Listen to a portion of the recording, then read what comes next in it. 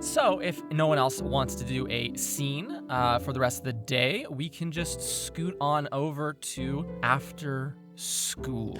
Yeah. So you can all exit your minds a bit drained and fatigued if you were paying attention, or just a bit bored if you weren't. And you can emerge from the school as most people are, all the students rushing for the bike racks or just making their way back home. Just everyone's chattering and talking and things like this. One of you hears from your large backpacking external frame backpack. There's a pouch on the outside where you are obligated to strap a very fun little thing, Ingrid, which is a shortwave radio. Okay. You hear the sound of your father's voice, which says, I'm gonna ask you this. What's your dad's radio name? Like his call sign? His call sign. What is you and your dad's call signs, Ingrid? Like Eagle One kind of radio name, like that sort of radio name? Yeah. Let's see here. Is it chicken base? I think it would be Beakmaster. Beakmaster. And what's Ingrid's? Chick-fil-A. Oh yeah, they have really good biscuits. Hatchling. Aw. That's good. Beakmaster and really- Hatchling. These are dope. You can tell he came up with them. Yep. Oh, yes. Yep. So Ingrid, as you're walking out of school, likely accompanied by by Rat, Lars, and Yosh, you would hear a crackling coming from the backpack, and you would hear, this is Beakmaster. Hatchling, please answer. Hatchling, this is Beakmaster, this is Hatchling. You fed the chickens this morning, right? Yes, of course. Why? And you gave them antitoxin like I told you last night? Yes, for the botulism. And you gave them to the right chickens? I thought I gave them to the right chickens. I wouldn't have given them to the wrong chickens on purpose, so if I gave them to the wrong chickens, I wouldn't know. Okay. A bunch of the chickens attacked me when I went into the cage today. Oh. So I was unsure if you did something to them that made them aggravated this morning. Well, they didn't like the needles. So that's why I'm asking if you gave them to the right chickens or not, because most of the chickens seemed very annoyed with me, but the 3 that have botulism were very timid. Oh. Well, I thought I gave them to the right ones, but I hope I didn't give them to the wrong ones. Okay. Well, you might have. I can show you again this weekend how to do. I assumed you knew how to do it already, Ingrid. You do it every morning and every night. So, but we can go over it again on the weekend, of course. And you're coming right home? Oh, yes, but I need to make a small stop first because they were giving very bad advice on the television station. They were saying to drink water and they shouldn't do that, so... Oh, no, they should not. The water is terrible. Yes, people can die. People can die. Very poorly. People have died. Yes, many times. So we're going to go over and see what's happening and tell them to stop. Okay. But then I'm going to come back home. Absolutely. Well, I will see you then. Please hurry home when you do. I don't want you out in case the weather turns bad again tonight. Thank you. Hatchling out. Beakmaster, over. And whoosh, you end the call. What is going on with the birds in this town? First an osprey, now chickens. It's all bird related. I turn to Lars. What do ospreys and chickens have in common? Well, actually, not as much as you'd think. Chickens are for instance, I mean, they're both birds, but chickens are a whole other species of bird. They eat different things. They live in different environments. Well, the chickens are domesticated. Well, you can't really domesticate an osprey. And plus, the osprey that was acting up was also a man in a costume. Joel is writing all this down on a piece of paper. Yes. And you can all walk over to your bikes. Emmy, how are you going to...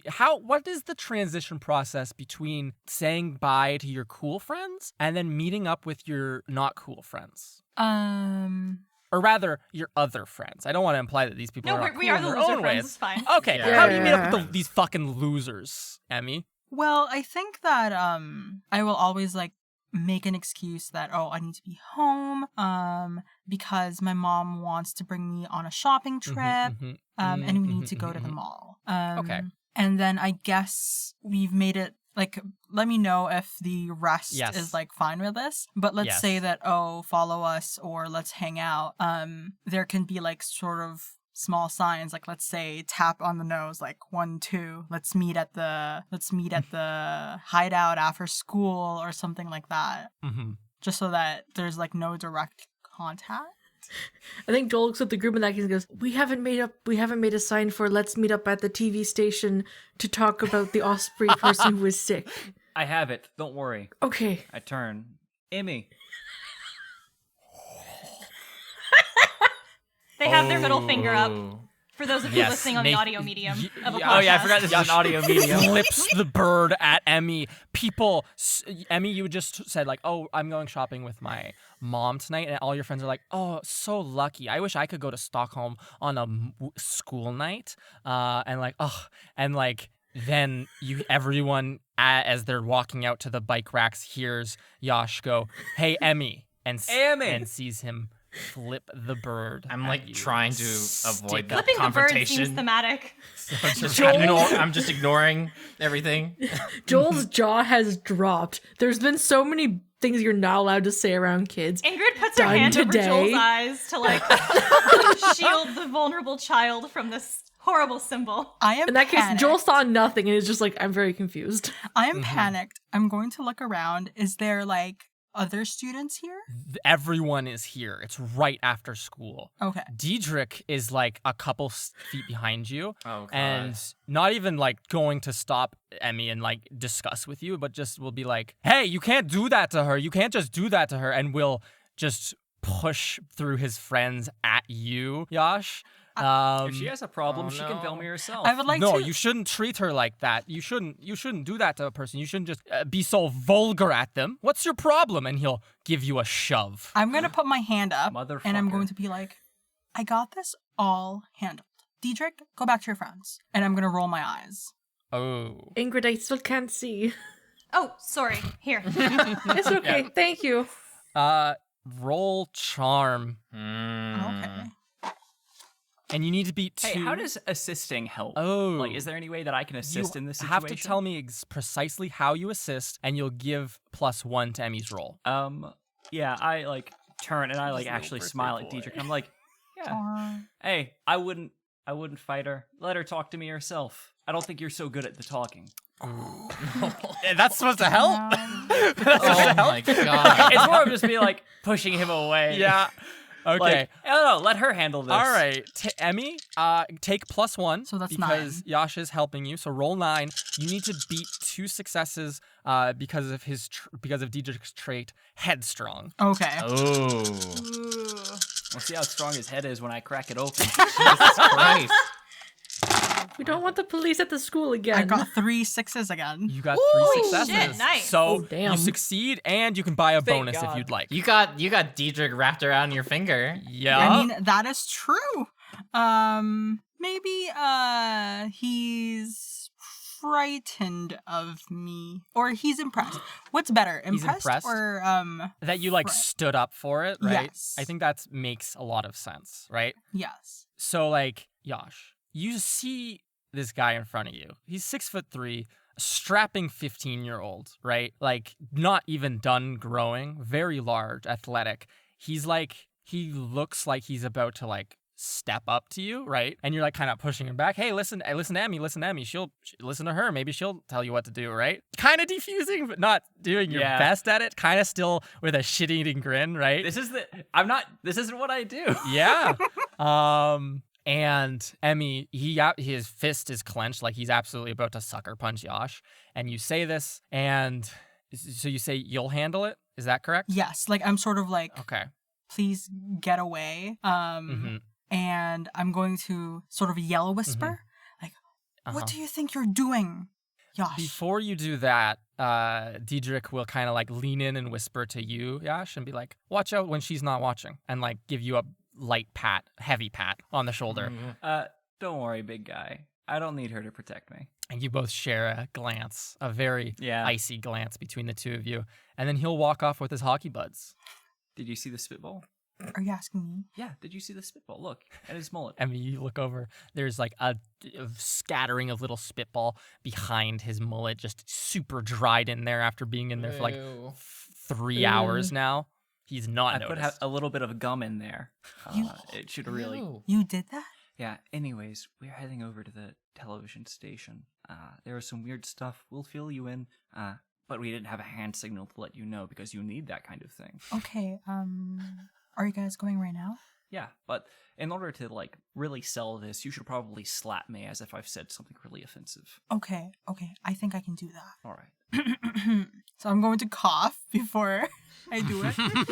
Yep. How dare you do that to me? And I am going to slap Josh. Yeah. Like super overdramatic. Super over. Do you, lean into it? Like, how hard do you go? Yeah. Well, I mean, you didn't tell me to pretend. You just Oh told my me God. to slap you. Oh my god. I mean, Yep. Make it look real. Yeah. Bam! Oh. Yeah. She hits you way harder than you were actually expecting, Yash, to the point that it stings a bit. Not super a ton. You're not you're kind of tough, but it's still an unexpected slap. Diedrich and the hockey guys kind of look over their shoulders as they hear the slap, and a loud laugh echoes out from them as they walk down the street with their hockey gear. And All right, I just fine. I get it. Won't happen again, princess. And I go over Damn.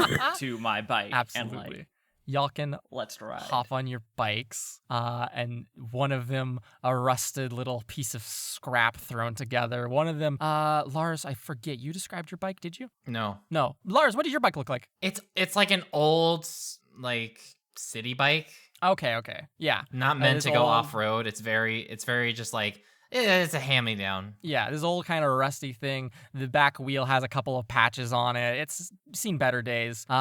Joel, your bicycle. They just got the training wheels off. They got them. They just got them off in the fall, and then Yeah. the snow happened, which was Yeah. kind of messy. So, but it's it doesn't have any basket on it anymore. They took all that stuff off. It's just a little blue bike. There's nothing really distinct yeah. about it. It's just Cool. very generic. Cool. Yash, I forget if you described your bicycle. I know you did. Yeah. It's red. It has your name on it, even Got on the beaten. seat. That's correct. You didn't even lock it up. No one touched it even. And then Ingrid, yours is they didn't. No, they did not. And Ingrid, yours is a patchwork of different bikes thrown together. The four of you jump on your bikes and start pedaling over to the media studio, which is a couple blocks away. Can I Emmy? follow your tire treads? Yeah, you can follow my tire treads. Thank you. Yeah. Oh, so you all in a line make your way through these kind of snow-covered streets. Emmy, you say bye to all your popular friends. They're like, oh my god, that was crazy. Oh my god, I can't believe Diedrich likes you that much, right? That's so cool, right? And then they just leave you. They don't even follow up. They just ditch you. You're going to the mall with your mom. You don't want to talk to us. And so you can take off after the rest of your friends. Yes, in my And- blue mountain bike with a bright Yes. red seat It's that has a super Cannondale cool looking- in it. Yeah, it's a very fancy looking, very brand new bike. And she catches up with you in no time. And the five of you arrive at a small tin structure. There's a lot of snow on the roof and a big sign on the on the outside that just says Rick's Energy Media Production Studio. And there's a door and a couple of parked cars. How did you all just want to hop on in and start asking questions like little investigator detectives? Are there windows? There's one window in the front of it. It looks to be a very flimsy and quickly thrown together building, Lars. And so through the front window, you can see a little reception area. How visible is the parking lot from the office? Let's say a young troublemaker wanted to look inside of the cars, through the windows just to snoop. Yeah. No one's currently in that little reception area, so you'd be pretty clear to just snoop if you'd like to. I'm like, hey, we might want to check out what's inside of these cars. Oh, why? Maybe we might see the bird costume. Mhm. Then we know Bird's not sick. Bird's still here. Oh, I guess that makes sense. Bird had to leave for another reason. Yeah. I could keep watch in case anybody happens to come along. Okay, Eagle Eye, you're on watch. Eagle eye. Yash, give me an investigate, please. Unless I'm there's great at investigating. unless there's a different skill that you would like to use. No, investigate makes the most sense. Perfect. I'm just really bad at Yes. it. Well, I think Ingrid would also Well- be looking after what Yosh said, so maybe I can give you Yes. +1. Yeah, so because people hell are yeah. helping out, give a +1. Yes. All right, that's 4 dice. Come on. Get a success. 1 success. Excellent. Perfect.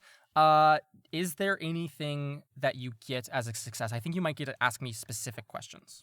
Yes, I get to ask 2 of these questions. Perfect. What is hidden here and where is it? What does it mean? What has happened here? How can I get into, out of, or past something? What threats can I perceive here? Where is it? I'm going to start with, let's see, what is hidden here and where is it? Okay. What is hidden here and where is it? The thing which is hidden here is that in the parking lot, there is like a little, like, you know how there's like the little parking markers, like the wooden stakes that they put in the ground, and there's like a mark, like a number on it that says like parking lot 1, 2, 3. There's only 3 little parking lots. One of them, as you like snoop around, Yosh, you see it has almost like what looks like a little microphone in it. Almost like it picks up if people are having conversations in the parking lot, and the wire just runs down along that stake into the ground, and the wire disappears into the ground. You don't know where the wire specifically goes. There's just, for some reason, a little bugged parking pole here. Perfect. Well, as a successful investigator, I get another question. Yes. And you know what? I think I will go for, what does it mean? So does that pertain to what does this bugged thing mean? Yeah, I assume. Yeah. Since that's what I found. Absolutely. So putting together the Rick's Energy logo on one of the cars here, and maybe Ingrid helps with this as well, Yeah. since she's more tech savvy than I am. walks over. What specifically actions do you take, Ingrid, to like deduce what this might be for, its purpose? I think that I would probably like recognize if something were used to like record things, because I've probably like seen little scraps of like, you know, do they have tape recorders? Yeah, like a tape recorders, things like that, sort of like the recognition of like, oh, I see what this is. So I think it would be a thing of like trying to recognize, oh, is this thing running 24/7 and where does it lead? Ingrid, you can put together, it is currently running. You hear a slight electronic hiss coming from it. The best approximation you can gather is that the company, Rick's Energy, which runs, or sorry, it's not Rick's Energy, it's Rick's Energy's, who is like the company in charge of the loop and like the facility there. It's their sister company, actually. I apologize to you. I've lied to your faces. It's Televerket, media production studio. But they're owned by Rick's Energy. The little microphone even has the Rick's Energy logo on it. You think that this is here, and I'm going to tell you this is what it's here for, so that the company knows if people are talking about things they shouldn't be in the parking lot or generally in public. Interesting. Meaning that there's tight-lipped things that go on in this production studio that they do not want people talking about. Bit odd. I think that I'm gonna like sort of pull my friends like a little bit away from the pole because I figure that it's listening, and I'm gonna be like, oh, this place has secrets. Yeah. I want to know the gossip. Really weird. Well, that's what it's there for, to see if people aren't gossiping, because that kind of recorder is the kind that's recording all the time instead of one that records just a certain amount of time. That one's always on, so that means that unless they're keeping everything on tape, that means that there's somebody in there right now with big headphones on who's listening to it. That's a little scary. Yes.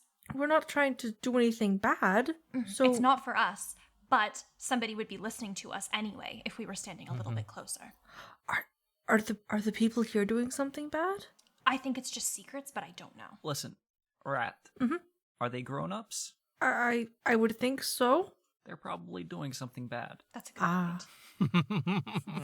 I really want to know what's happening in there. Well, let's go inside and we can, Yeah.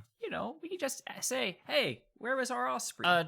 Would that be a good idea? Well, we're concerned because they were giving bad There's no advice Felix. about the water, right? So Right. so we would be going in as concerned citizens. We are concerned, but I think if we go in, they'll tell us to leave. So maybe we should go in and say that, and someone else can, you know, run around, sneak. Ooh, who's sneaky? I'm kind of sneaky. All right, I'm also pretty sneaky. I can sneak. I can, I bet people smoke here. I can find a lighter. Maybe if they see you smoking, they'll think you're a grown-up, because only grown-ups are supposed to smoke. That's a good point. That's pretty good. That's true. I pull out my cigarettes and I pop one in my mouth. Yeah. You pull out a nice, fresh cigarette, Yash. Stick it in your mouth. Has this bad taste already. Yeah, I light it and I immediately... Yep. Tastes great. That looks disgusting. Yeah. Are you okay? I don't like the smell. I look cool. Inside, Yes. through the window into the reception, you see two people exit, presumably from like a different room, like a studio maybe, where they film things. One of them is dressed in a suit.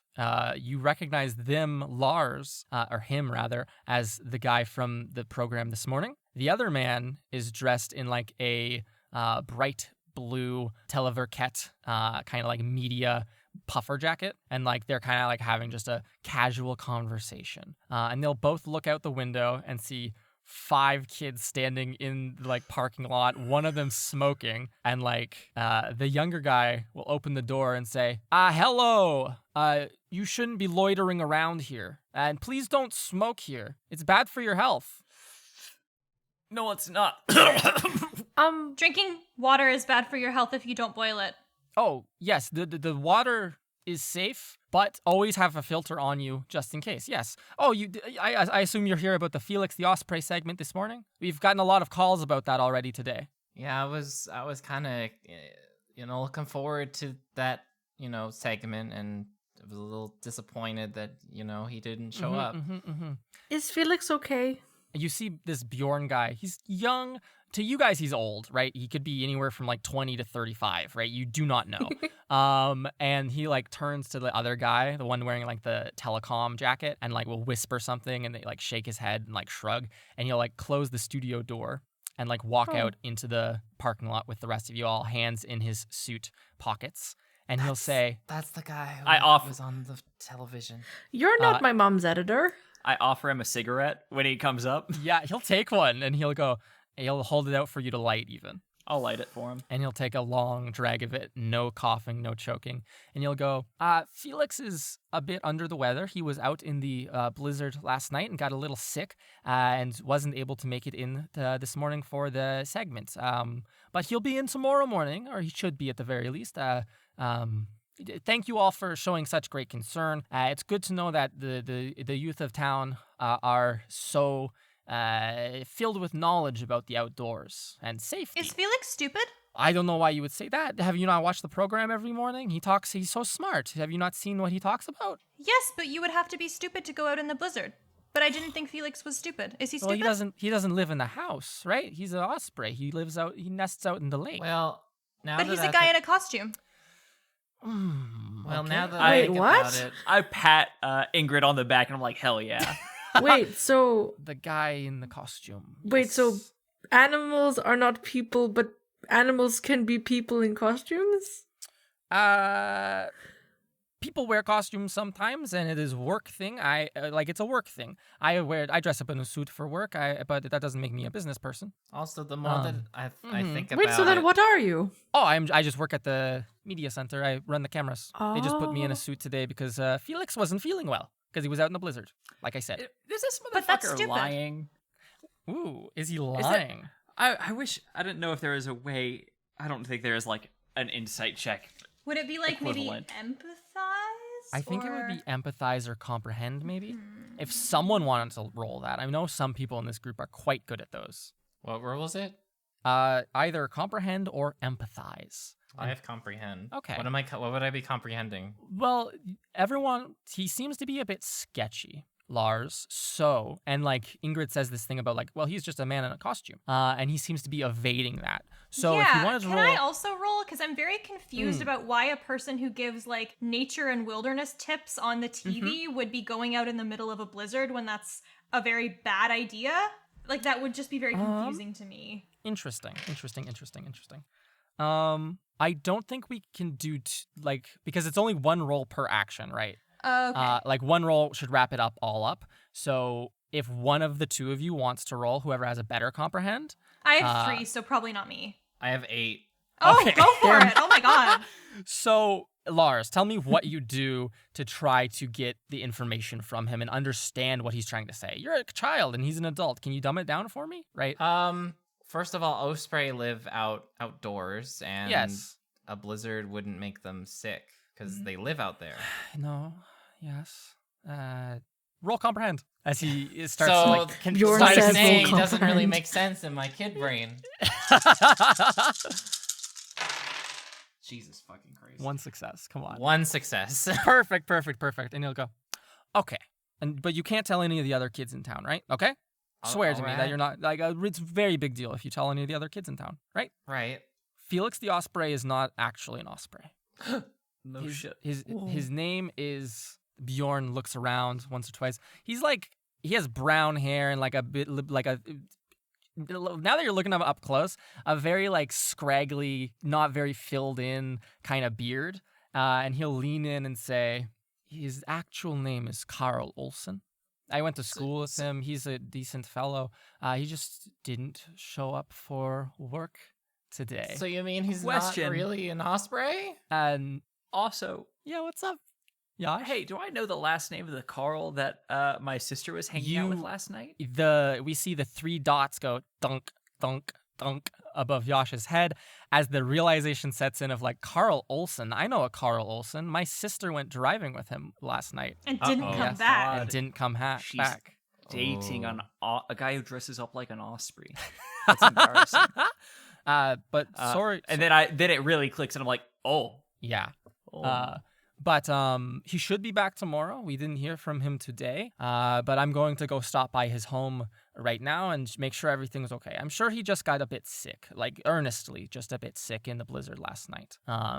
It shouldn't be anything major, but please do be safe because the conditions are not supposed to be super nice tonight either. Okay? Oh, And remember- my world is crashing all around I'm so sorry. me. Don't tell any other kids though, because that could happen to them. Okay. Lars, are you okay? I'm but Felix the Osprey is not really an osprey. I can't offer you any more carrot sticks. I ate them all, but I can give you a hug. You That's can take a good, puff of my too. cigarette. Okay. I don't think I can finish it. It's like in tears. Bjorn takes the last drag of his cigarette, a long one just to get the most of it, and then like flicks it off into the snowbank and he goes, so I wish all of you kids great luck in going home. Again, before the weather picks back up because it's forecasted to be pretty bad tonight. And don't forget, if you're concerned at all about the water quality, which you shouldn't be, stop by an outdoor store and get just a water filter or some People should be iodine very tablets. concerned. Goodbye. Are you sure? He looks, Ingrid, when you say that, he looks very uncomfortable at you saying that and like looks directly at that little parking spike that has the mic on it. And he goes, no, but have a good day. Okay. And swallows hard. And all 5 of you can walk out of the parking lot if you'd like. Yeah, as soon as like we do, like if we were able to get away from like the little microphone, Yes. I'm gonna like lean into everyone and be like, I have big news. What is it? My sister didn't come home last night because she was out driving with Carl Olsen. Now I don't know where he lives, but Mr. Bjorn does. I say we follow him. Can we follow him on our bikes? I'm very slow. Yeah, given the weather, we would probably be faster walking. Would it be a good idea to leave our bikes here? Well, what if we can drop them off at my house? My mom, I think, is finishing up one of her manuscripts. So we should be okay just to like park them there and then walk. Bjorn walks over to his old station wagon, opens the door, turns the key in the ignition, and pulls out of the parking lot at the I think we've got a goal. At the speed only a young 20-year-old would pull out of in a blizzardy conditions and icy roads. It drifts a bit as he pulls into the road itself, and he just starts scooting through town. Well, the good news about the fact that it's snowing is that his tire tracks on the road would be Yes. fresh, so we don't need to be as fast as him. We just need to Yes. follow the direction of his car tire tracks. It's a brilliant point. So, if you all make your way over to Joel's house, you leave the bikes parked by the shed or by the side. I think you guys have a shed out back that's big enough to fit like 3 bikes, but then the rest of them just have to be like leaned up against the side of the house all the way along because there I'll are lean so mine. many Ain't of nobody them. gonna steal it. Yeah, you just dump it on the front I'll lawn. also lean mine. Oh, I have to keep my bike inside the thing because it's the newest version and my parents just bought it for me and I don't want to get in trouble. And you don't want your bike seen with our bikes. That'd be like that is 100%. Yeah. And like my bike is like very like small, so it doesn't take up too much room inside the shed itself. Perfect. None of you are gonna take my spot. Inside the shed. Said that we were going to take her spot. Don't take my spot. Oh, okay. And so you walk back to the main street through town, the one and only, and can follow a set of nice station wagon fresh tracks through the snow. It goes up about 3 blocks, turns to the right and goes straight 5 blocks, and then stops outside of a small, bright orange little cottage. Oh, not it's quite a cottage, but a very humble little home, as it were. There's a mailbox out front that has Olsen written upon it. You see the station wagon is parked there. You see that there is a young man wearing a suit but no jacket any longer, knocking at the front door, and you hear him yelling a bit like, Carl, are you home? You weren't at work today. We're all very worried for you. You took the costume home with you last night, Carl. We're not angry that you took the costume, Carl. Carl, please come to the door. And like the worry keeps increasing in this man's voice. And then at a certain point, he just like walks back to his car. Are you trying, all of you, to remain undetected from Bjorn? Yes. Yes. I think we might be hiding behind bushes or... Okay. Someone go ahead and make a stealth roll for me, please, and thank you. There's no Has stealth the roll. highest Stealth. sneak. Mine's 5. I have a 7. I have 5. Sneak. Kapokis. Okay, mine is 6. So I think Nate. Okay. All right. it's all up to you. Yash. I've been rolling super well. Yes. I have no more luck either. Come on. 1 success. Oh. Perfect. You hide. You pull everyone pulls behind a fence and go kunk in a row. You can hear him open the car door, and one of you peeking around the corner sees he has like a car phone, which is cool as hell. And he picks up the actual phone itself. You see him dial some numbers, and you hear him go, "Hi, it's Bjorn Bjornsson. Yes, I'm calling to ask about. Do you know about the whereabouts of Carl Olsen?" And like you hear him pause for a few moments. There's like a slight electronic chatter on the other end of the call, and he goes, "Oh my gosh, no. I was calling him because he did not show up for work today. I didn't realize that it was such a large thing. I hadn't been listening to the radio all day. I was at work. No, sorry, I don't know anything about his whereabouts right now. No, sorry, I'm at his house right now. You can meet me here. It's just off of Main Street.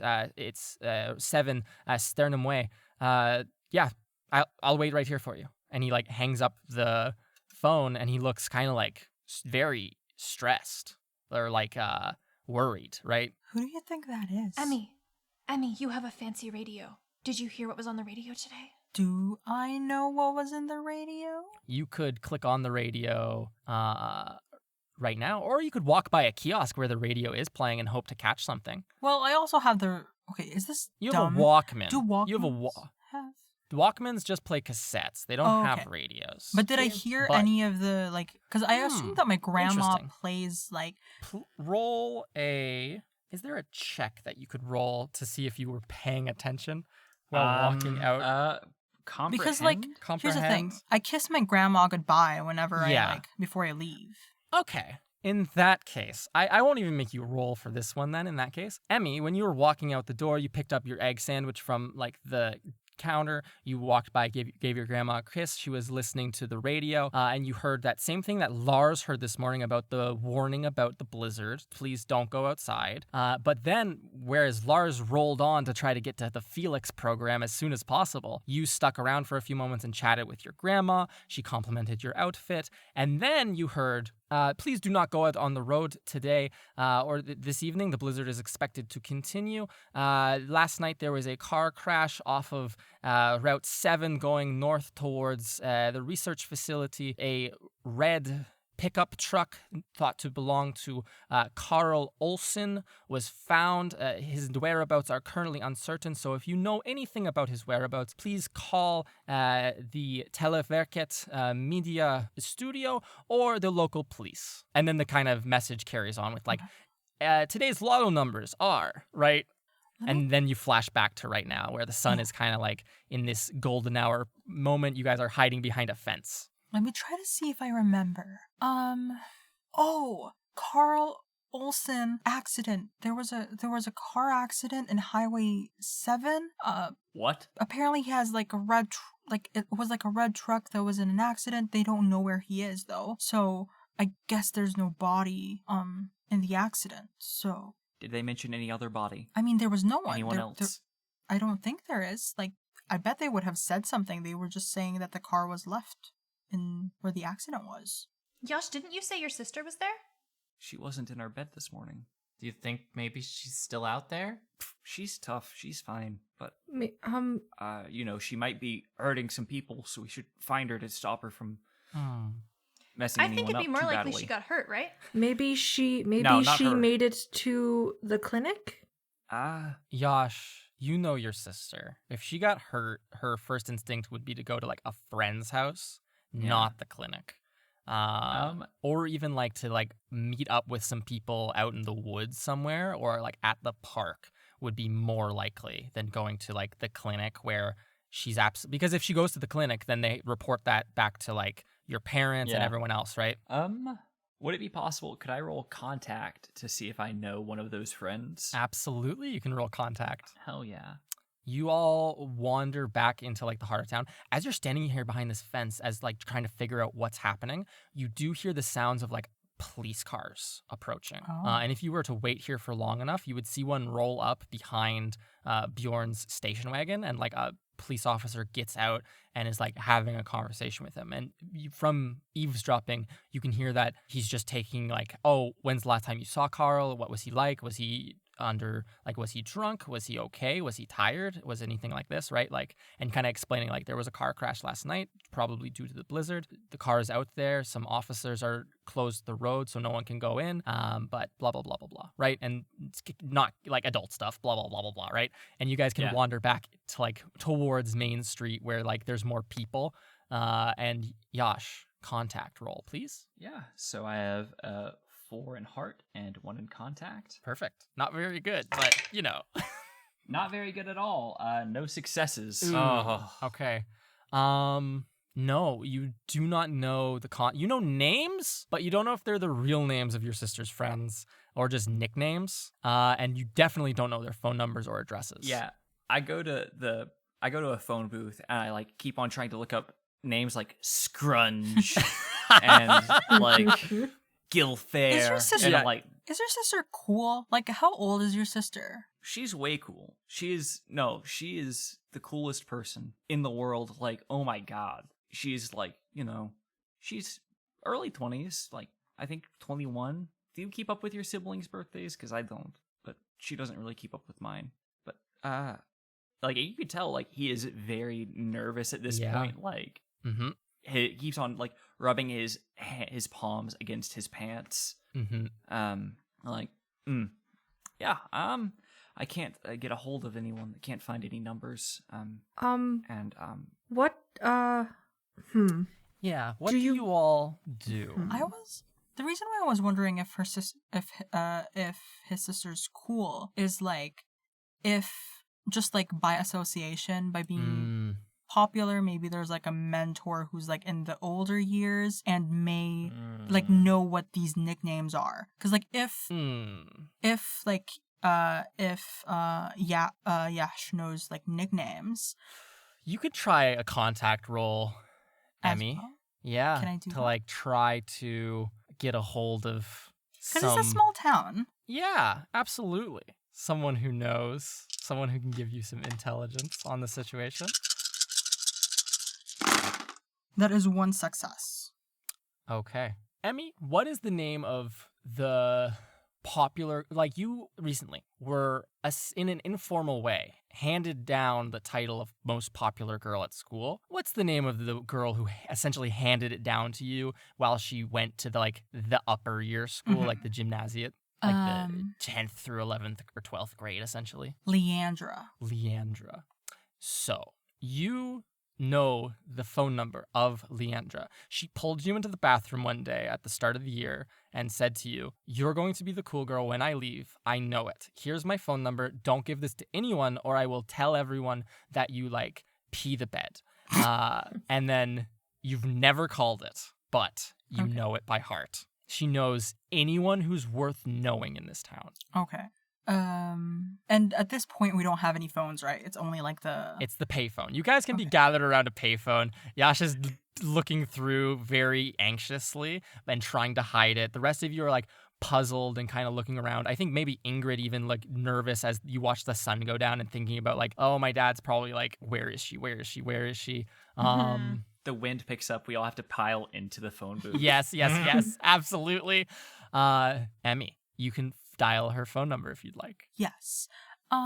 Before I call her, do you remember or know any of the nicknames that your sister? Yes, there is Scrooge. There is Dufresne. Scrooge. Then there's also Spider Boy. Spider Bob Boy. Mortimer friend names. You Just a bit of would I lie to you? Yeah. You said Scrooge, Spider Boy, and Goofray? Dufresne with a D. Dufresne. Oh, Dufresne. Mm-hmm. Dufresne? Okay, let me just call Leandra for a quick second, because if I know anyone who knows anyone in this town, it would definitely be her.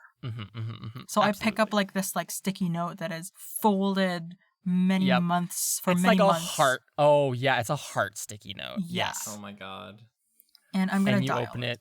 You dial the number. It rings once, and then a voice answers and goes, "Hello." Hi Leandra, it's me, Emmy. Do you remember? Oh, hi, Emmy. How's it going? Yeah, of course I remember you. Ah, how could I forget you? You're like my roots. What can I I'm do so- for you? I've been waiting for you to call me like all year. Oh, I'm sorry. I've been so busy. Like it's so hard to be popular. So hard. It's so hard to be on top. Yeah, you're right. It's even worse when you get to like high school because it's like, oh, there's even more people because there's only like the one. So everyone from both schools comes. So it's like, oh, it's so much work. Because the popular girl from the other school is totally going to think that she's the one who deserves it, but she won't. She doesn't. It's you. Except for if I'm still here and it's me. But after that, it can be you. I'm talking about myself, though. What can I help you with? Oh yes.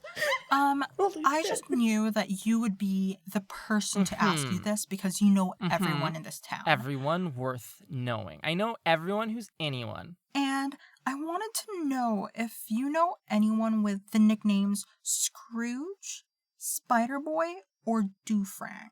There's a silence, Emmy, and she goes, "Why are you trying to hang out with them?" I am not trying to hang out with them. It just so happens that they have something of mine that I need to get. Oh, they're like super uncool. Like they were older than me when I was like in your shoes, and like they just hung out and smoked, and like they tried to buy liquor when they were too young, and like they let them, but like not in like a cool way. They would buy like the cheap stuff and like just get sloshed, that's and so then they would disgusting. they had like the audacity to like try to like attack me, and like you know me, I'm like.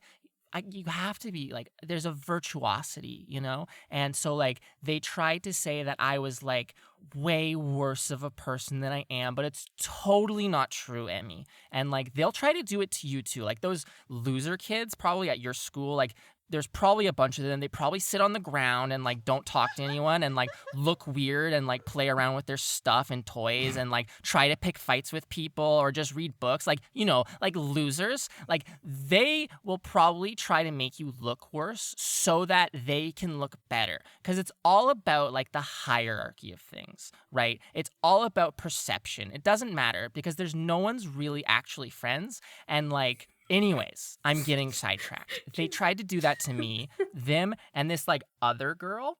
What would Sarala. What would her nickname be? Oh, her nickname? Scrapper. And there was like this other girl, and they only called her Scrapper, and she was like top bitch, but she super wasn't. She was lame as hell. I think she went to like prison last year even, so like, like, right? So like, if they have something of yours or they owe you, it's just better off being lost. You should just leave it alone. Well, I really, really need it because, like, I don't want to get in trouble with my parents. Yeah. So, like, I would really, really appreciate it if you maybe, like, let me know what their real names are. I don't know any of their real names because I don't care about them as people. But I do know that they used to just smoke and do whatever it is they did. I don't even know what they do, but like have bonfires and do like gross stuff at Hemingway Park. Like, you know that old like base station at the top of the hill, the old abandoned one, that creepy one where like there's the ghost stories and stuff like that. Like I had my first kiss there and everything like that. But like they would do gross stuff there and like go and drink and do stuff there. So like I bet if they're anywhere, they're there being creeps. Okay. I think that is like, thank you so much for that information. Very, very helpful. You're the best, Leandra. Oh, thank you so much, Emmy. I can't wait until we're in the same school again and we can like hang out and stuff and it's not like uncool to hang out with you because you're like younger than me. You know? Oh, I totally get you. I can't wait to move. It's gonna be to like great. the other school and you know like start being cool in a different level. I mean, obviously you'll still be the coolest, but of course. That was never a question though, Emmy. Anyways, I have like stuff to do tonight, so I'll let you go. But be safe with like going next to those weirdos, right? And just like, you know, don't let them be creeps to you. 100%. Bye! And she clicks and hangs up on you. Oh, okay. So I got that was a little rougher than expected. Everyone was like, time. I've never heard you talk like that before. That's very expensive. Well, yeah, she's a talker, like very, very talky. So apparently Scrooge and Spider-Boy and Doofrang and all of that, they hang out at Hemingway Park. Okay. Well, how far away is that, Loop Master? Yes. It's me, the Loop Master, checking in. Hemingway Park is kind of like partially in town, partially out of town. It's a fairly wide expanse of stuff. Is it on the way back to like the woods or is it the other direction? It's on the way back to the woods, yeah. Like Okay. further north towards like the woods and like the loop and stuff. I've been there a few times to look at birds. So, There's some really good birding spots, especially since it's on a big hill, so you have a really good vantage point. so maybe it'd be a good idea if we get our bikes in that case. It sounds Scoot like a on bit over of a there. longer ride. And we better hurry because I think the sun is gonna go down really quick. And Yes, I need to be home in a bit. what's the fastest way to get there? Biking there is absolutely the fastest way to get Okay. there. All right, we Yeah. need to go as fast as possible. All right, Cool. let's go. Okay.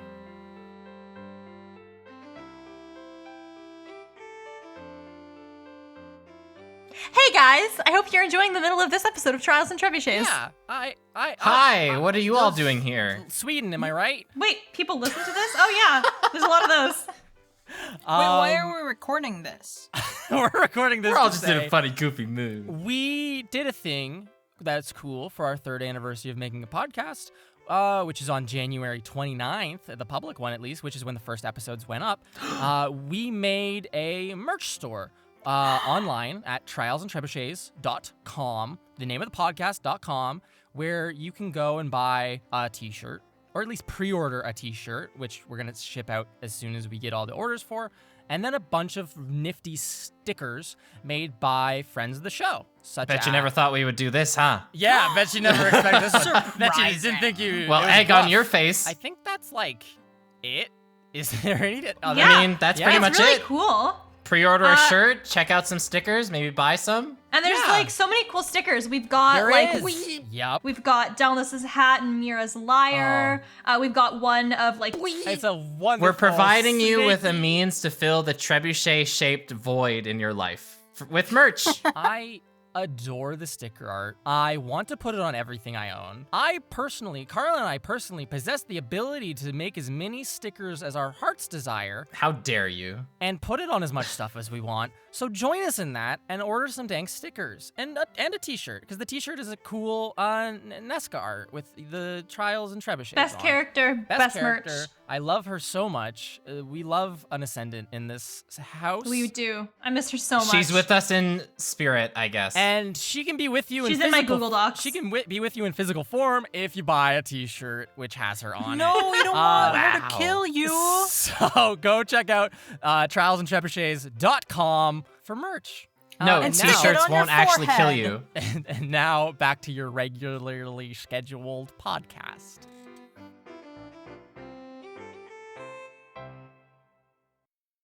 Someone, one of you, because we're moving as fast as possible, can someone roll move for me? Uh-oh. That's 6 I for am- me. Child, I have no move. I've also got 6 for move. I've Okay, got 3. So Oh, that's just 4. I've got more Ingrid. luck than you, so Yeah, I think I should yeah. do it. Give All us a you. roll, Ingrid, as you get on your scrap beast and just start pedaling away. Can I also like oh, never mind. Ignore. Done. Like there's no way I can help. Okay, that is 1-6. A 1 success. Perfect. Yes. 1 success. So, Ingrid and the rest, you rush back to Joel's house. You grab your bikes. You just from where it's sitting on. You just from Well, where it's it not was sitting on the or laying on the like side of the house. Everyone grabs their things. Emmy, you wait for the shed to be unlocked, and then you grab your bike and you say like, "Oh, thank you," as like Joel's mom, and she like haggardly wishes you all the best and like gives you a kiss on the cheek, Joel, and says, "Please be home for dinner though, because we're having like stew, okay?" How do you know what we're going to eat the day before?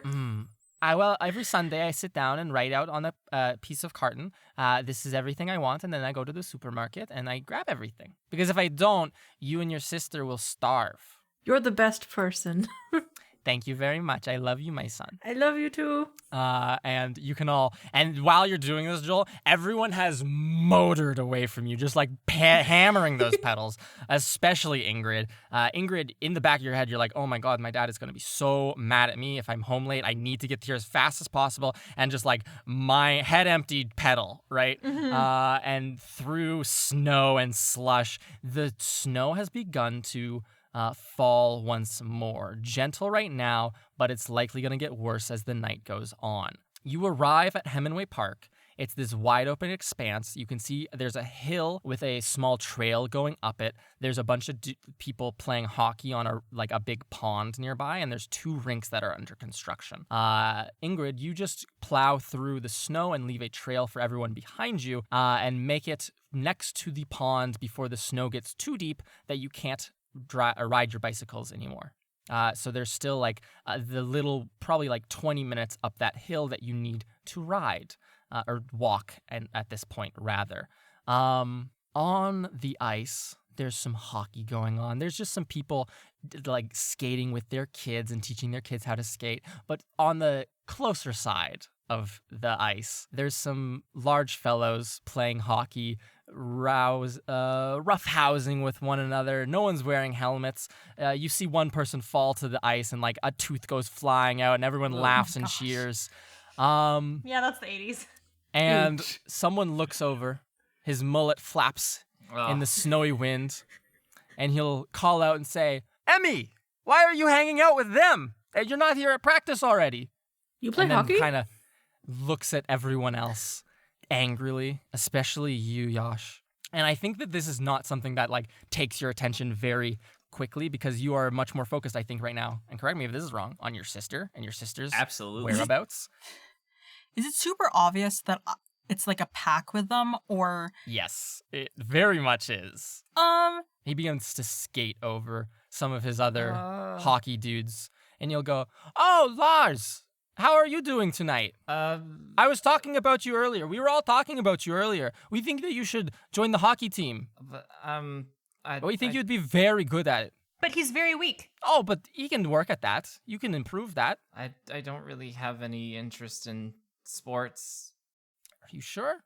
This is a nice offer, you know? We go very easy on you, teach you all the basics, you know?" He's skated up like right to the edge of the pond, near where you guys are now, and is just like skating along that border with you all as you walk. I light a cigarette. You light a cigarette. Okay. His friend goes, "This one would be no good at it. I bet he does not have lungs to save his life." I have lungs to beat your ass. They all kind of stop, and Diedrich You goes, fight in hockey, right? It's practice. "Yeah." Diedrich will go, "Yeah, we can fight. Come on." Yeah? No teachers around. Emmy, stand back though. Are you sure this is a good idea? We really need to hurry. I'm doing a babysitting We're in a job. rush. Yeah. I'm just here to take care of little Joel here. Hello.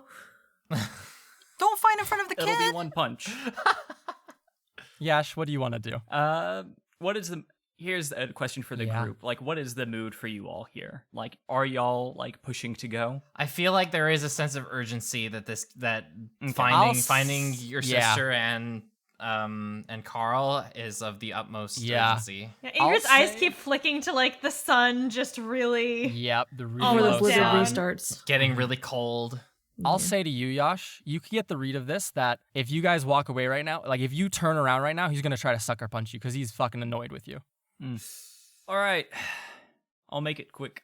And I am going to flick the cigarette into his face. Oh, Damn. shit. And then go in, like...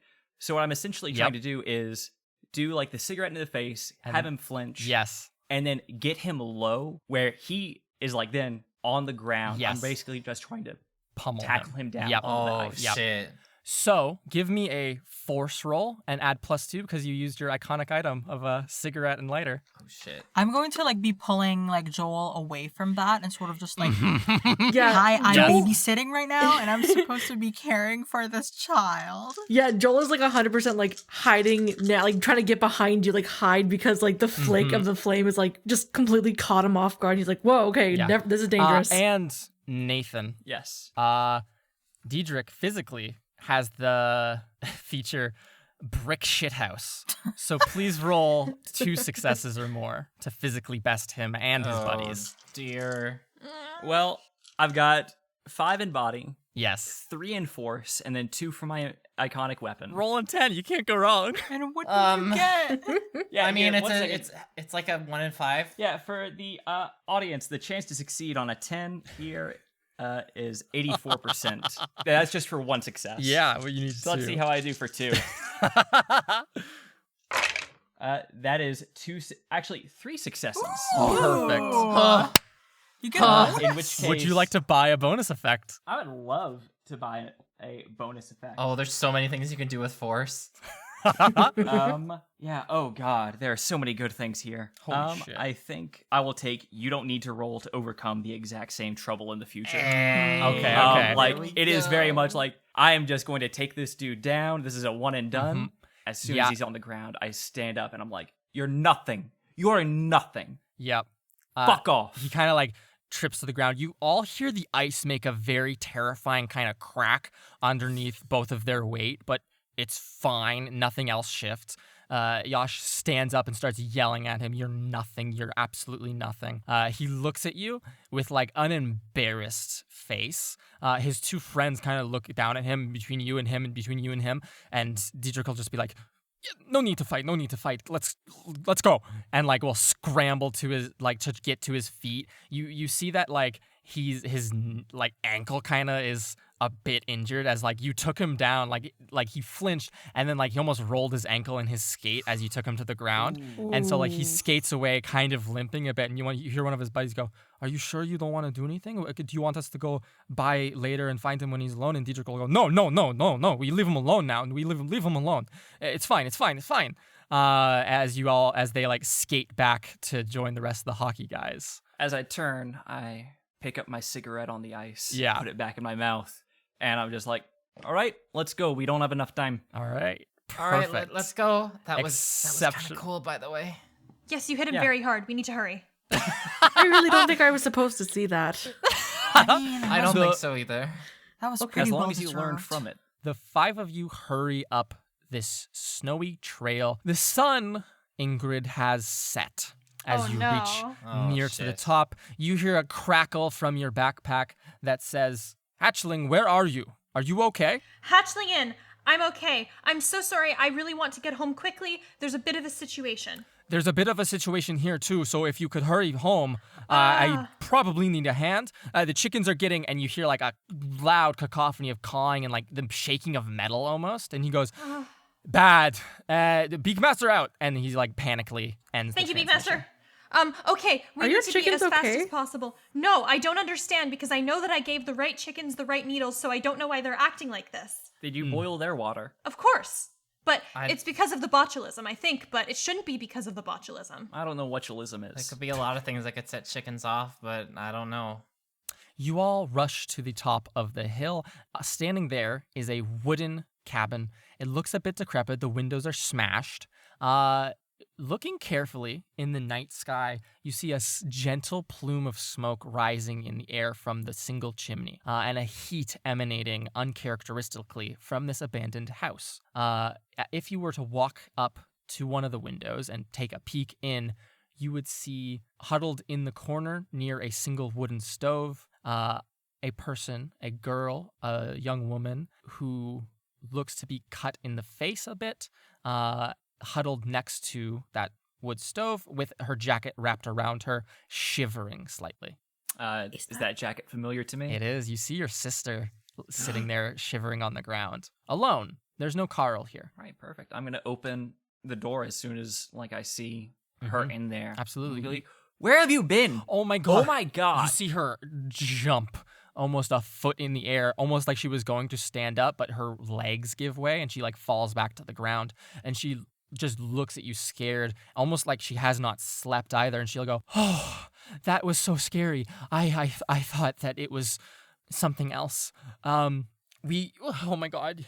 And she like is on the like just looks to be in a panicked state, and can't get her words straight. She's shaking a little bit. You notice that very clearly. The tips of her ears. She wasn't wearing a hat. The tips of her ears look to be a bit purple, almost as if a mild frostbite is setting in. Everyone I need. Sorrel, are you okay? Are you all right? We were out in the storm last night, and we shouldn't have been drinking, but we did. And we were driving in the storm, and Carl said it would be fine, and he didn't have that many. He only had two or three beers, and in order to get a straight story out of her, someone will have to in some way calm her down. Ooh. Joel is going to reach into his bag and pull out the hat that he keeps in case he gets cold. Mm-hmm.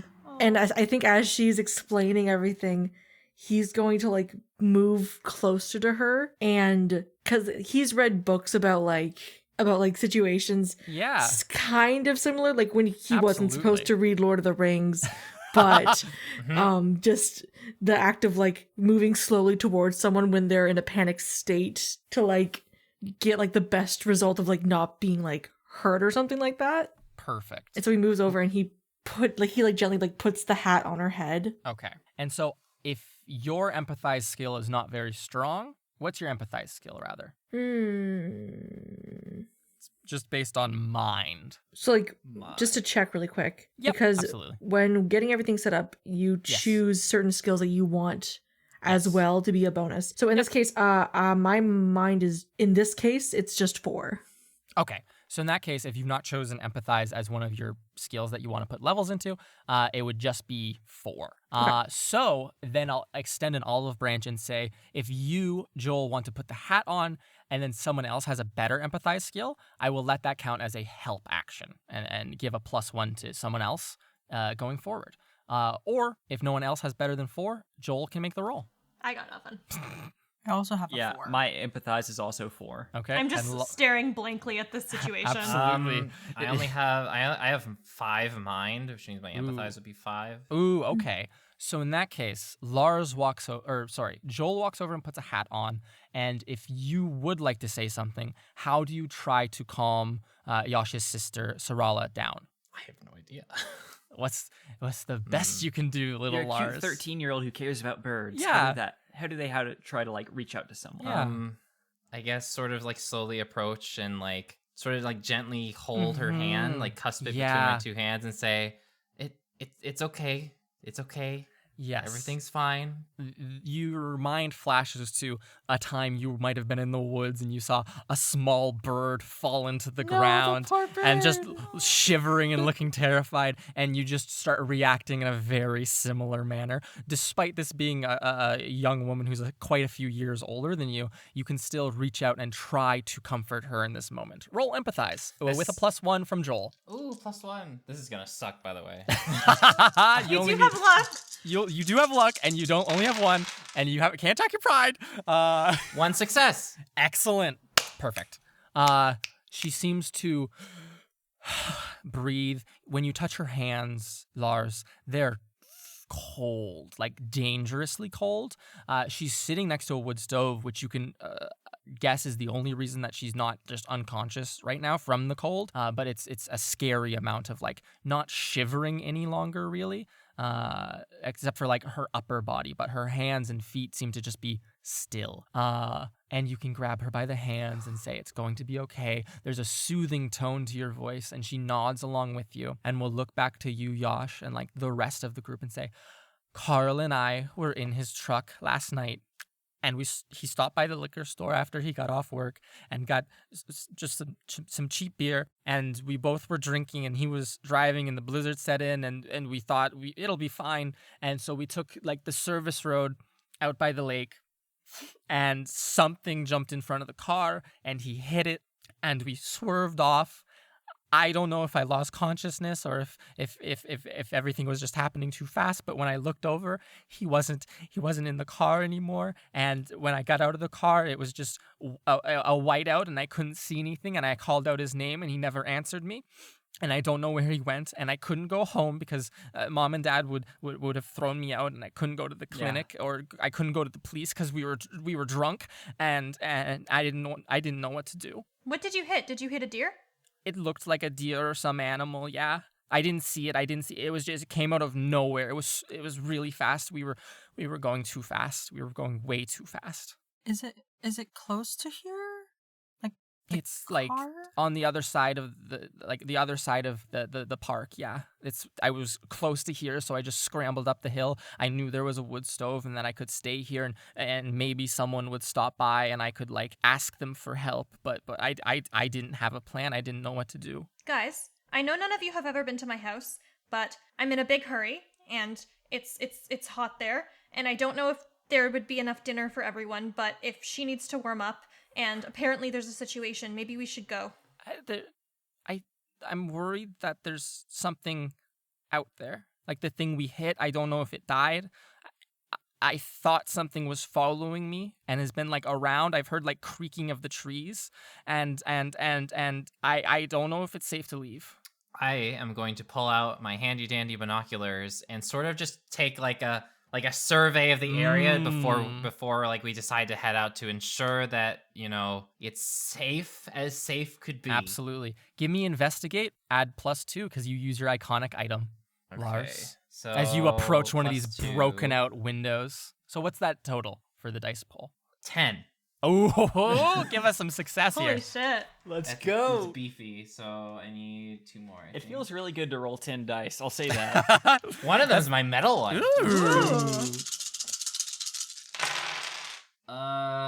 Not a single success. Ooh. I have to do luck. Gonna do luck? I Okay. have to spend a luck. So you spend luck. You take one look. Your binoculars fog up a little bit. Luckily, you pull out a clean like cloth from the leather carrying case and wipe off the binocular lenses. Give us another roll. Reroll all failures. That was all of them. 1 success. Holy shit! Really? Barely. You see quickly, Lars. Just before the lenses fog up again, there is something in the trees from where you walked up the mountain, and it's staring straight at this little station that you're in, this base station, as it were. It used to be a radio tower to call in when magnetrine freighters were coming by, but got abandoned when better technology.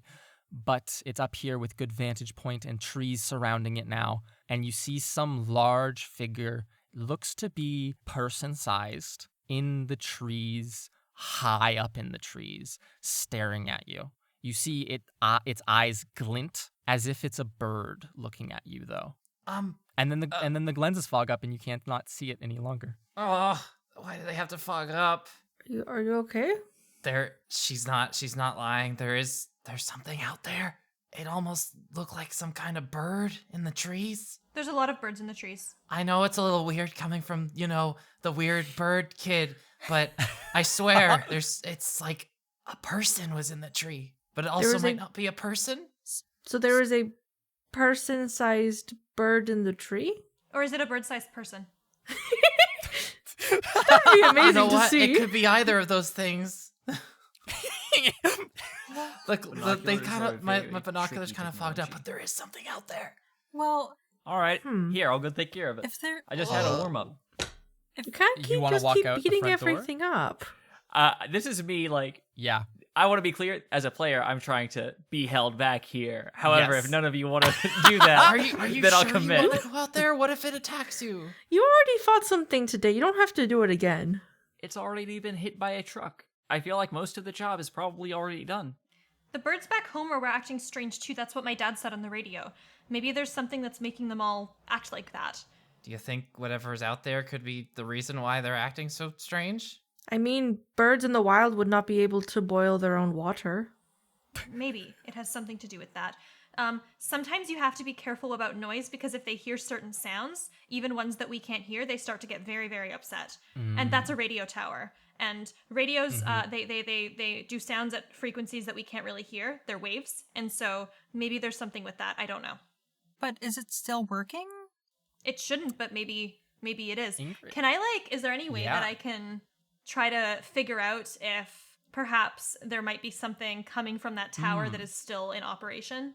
Mayhaps, does a tinker check work for you? Yes, I can absolutely make it. As you walk over, there's a kind of So that would be installed wooden 7 desk with dice. some old radio equipment on it, dusty and frigid, and looks like it's been left to the elements for years. How many dice are you rolling? 7. Okay, perfect. Go ahead and roll Tinker, Okay. please. And thank you, Ingrid. Tinkerbell. Tinkerbell. That's 1 6. Okay. But, no. Are you gonna?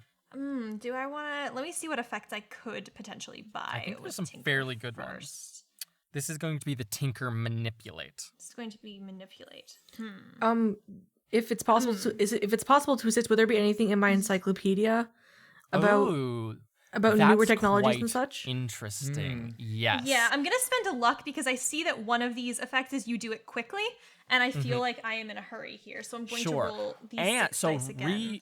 re-roll those dice and take +1 because Joel, you look through your encyclopedia and there's a small section about radio frequencies and how they interfere with magnetrine transport and local bird populations. And so you can pass that information and show exactly how it might be interfering. There's a lot of stuff on this page, like calculations and some more important information that maybe like Ingrid can definitely Math. take use of, right? Let's see. Here. There's like blueprints and that kind of stuff. is 2 more 6s for a total of 3 Perfect. 6s. Oh, yes. Let's So I'm going. I what get 2 bonuses? effects. I'm Yes. going to take you do it quickly, and I'm going to take you don't need to roll to overcome the exact same trouble in the future. Oh, thank God. Perfect. So you do it quickly. You walk over to the station. You begin picking at these radio components. It seems to be long-wave radio used to communicate over incredibly vast distances. You can begin immediately checking if there's power supplies going to it. It's something that, with the aid of that encyclopedia, which Joel has lovingly provided for you, is fairly trivial at this point, and you can do it incredibly quickly. And the knowledge is just stored there, since it's something, most of your stuff with radio has been shortwave. So this long wave radio is like a new chapter in the Ingrid's Book of Survival kind of stuff. And so you can very quickly ascertain that, strangely, there is still power running from almost like a mains power source. Like the power grid is still powering this place. And there's like a very solid mechanical switch inside the actual long wave radio, which you can very quickly take the back panel off of and remove even. Which you hear almost like this very low-pitched hum that none of you are aware of disappears as you deactivate this long wave radio. I clean out my ears with a finger. Thank you, Rat. It was still being powered for some reason, but I don't know why. It shouldn't have been, but it's quiet now. So does that mean it's safe to go outside? We shouldn't go out there right away before we know for sure. I'm going to check something, and I'm going to pull my radio out, and I'm going to go, Beakmaster, this is Hatchling. How are the chickens? There's no answer. Uh-oh. That's the same one that we were communicating on. That should not have been the one we were communicating on. That's very strange. I'm going to like hit it a few times with the heel of my hand, just like to be sure, and I'm gonna go, Beakmaster? Dad? Hello? Yeah, there's no answer, Ingrid. You stand there, and static just pours back over. You very much know this. This is a shortwave radio. What you just did to manipulate that thing, that long wave radio that was still receiving power, has no impact on what you are doing here. Yeah, so that shouldn't have been.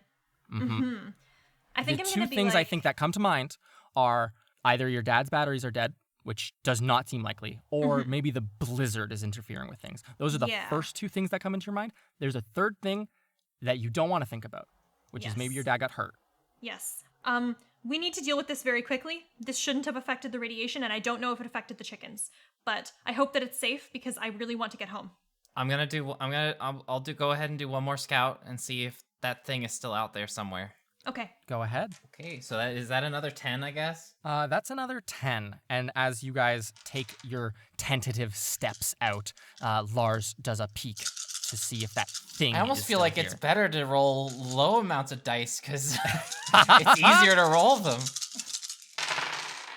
Oh, that's really good. That's 3 successes. Oh, hell yeah. Okay, so you succeed in what you're doing.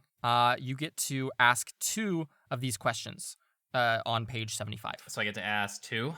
Which I don't think we did last time. I'm very sorry about that. Okay. You get to ask 2, and you can buy a bonus effect, which is just you get to ask more questions. Okay. If there's one thing that we love on this podcast, it's asking questions. Okay, so the first question I'm going to ask is, what threat can I perceive here? There's a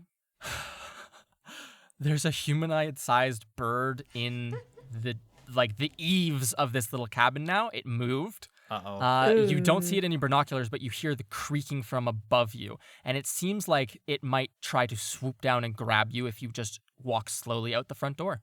Okay, the second question is, how can we get past this? You look around the room as quickly as possible. Is there another way out of here? Is there another way down that slope? And you see in the corner, there is it blends in with the rest of the wood that's just like kind of scrap wood. There's a long toboggan in the corner. And so you think if you can just get out of here fast enough, all of you crowding on a toboggan would be mighty fast down this hill. You might be able to outrun it and get back to your bikes before it grabs you. All right, so that toboggan, we all need to get on it and scoot out of here really fast. It's right above us.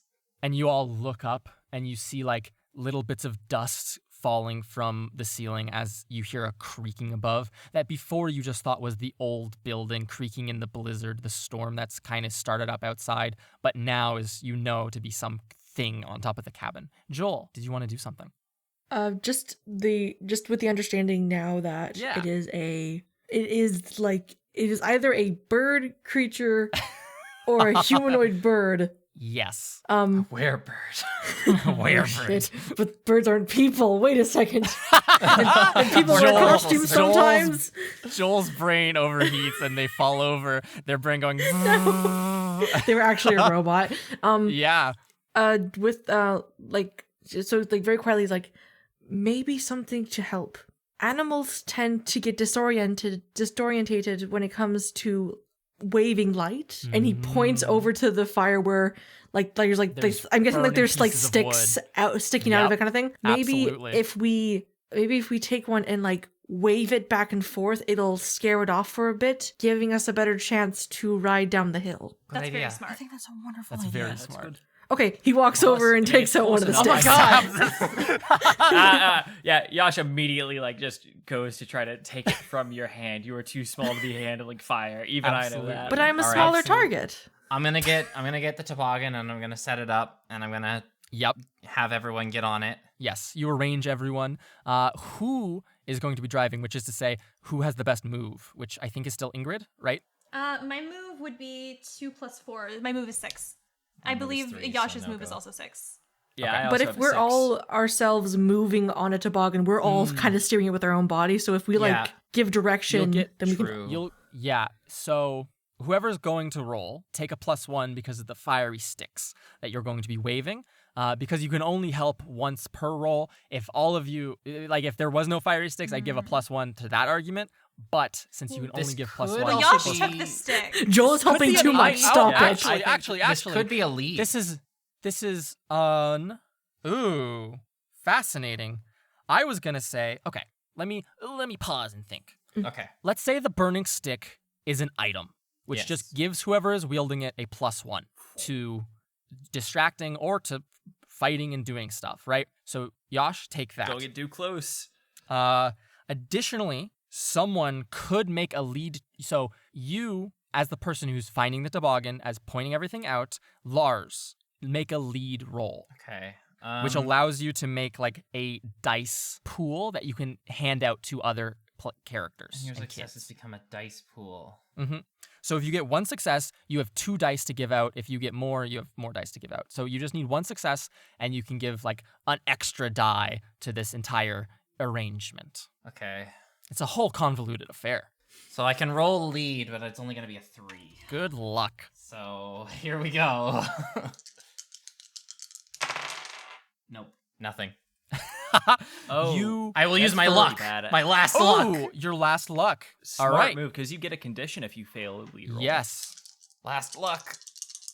Oh fuck. Failed No again. success.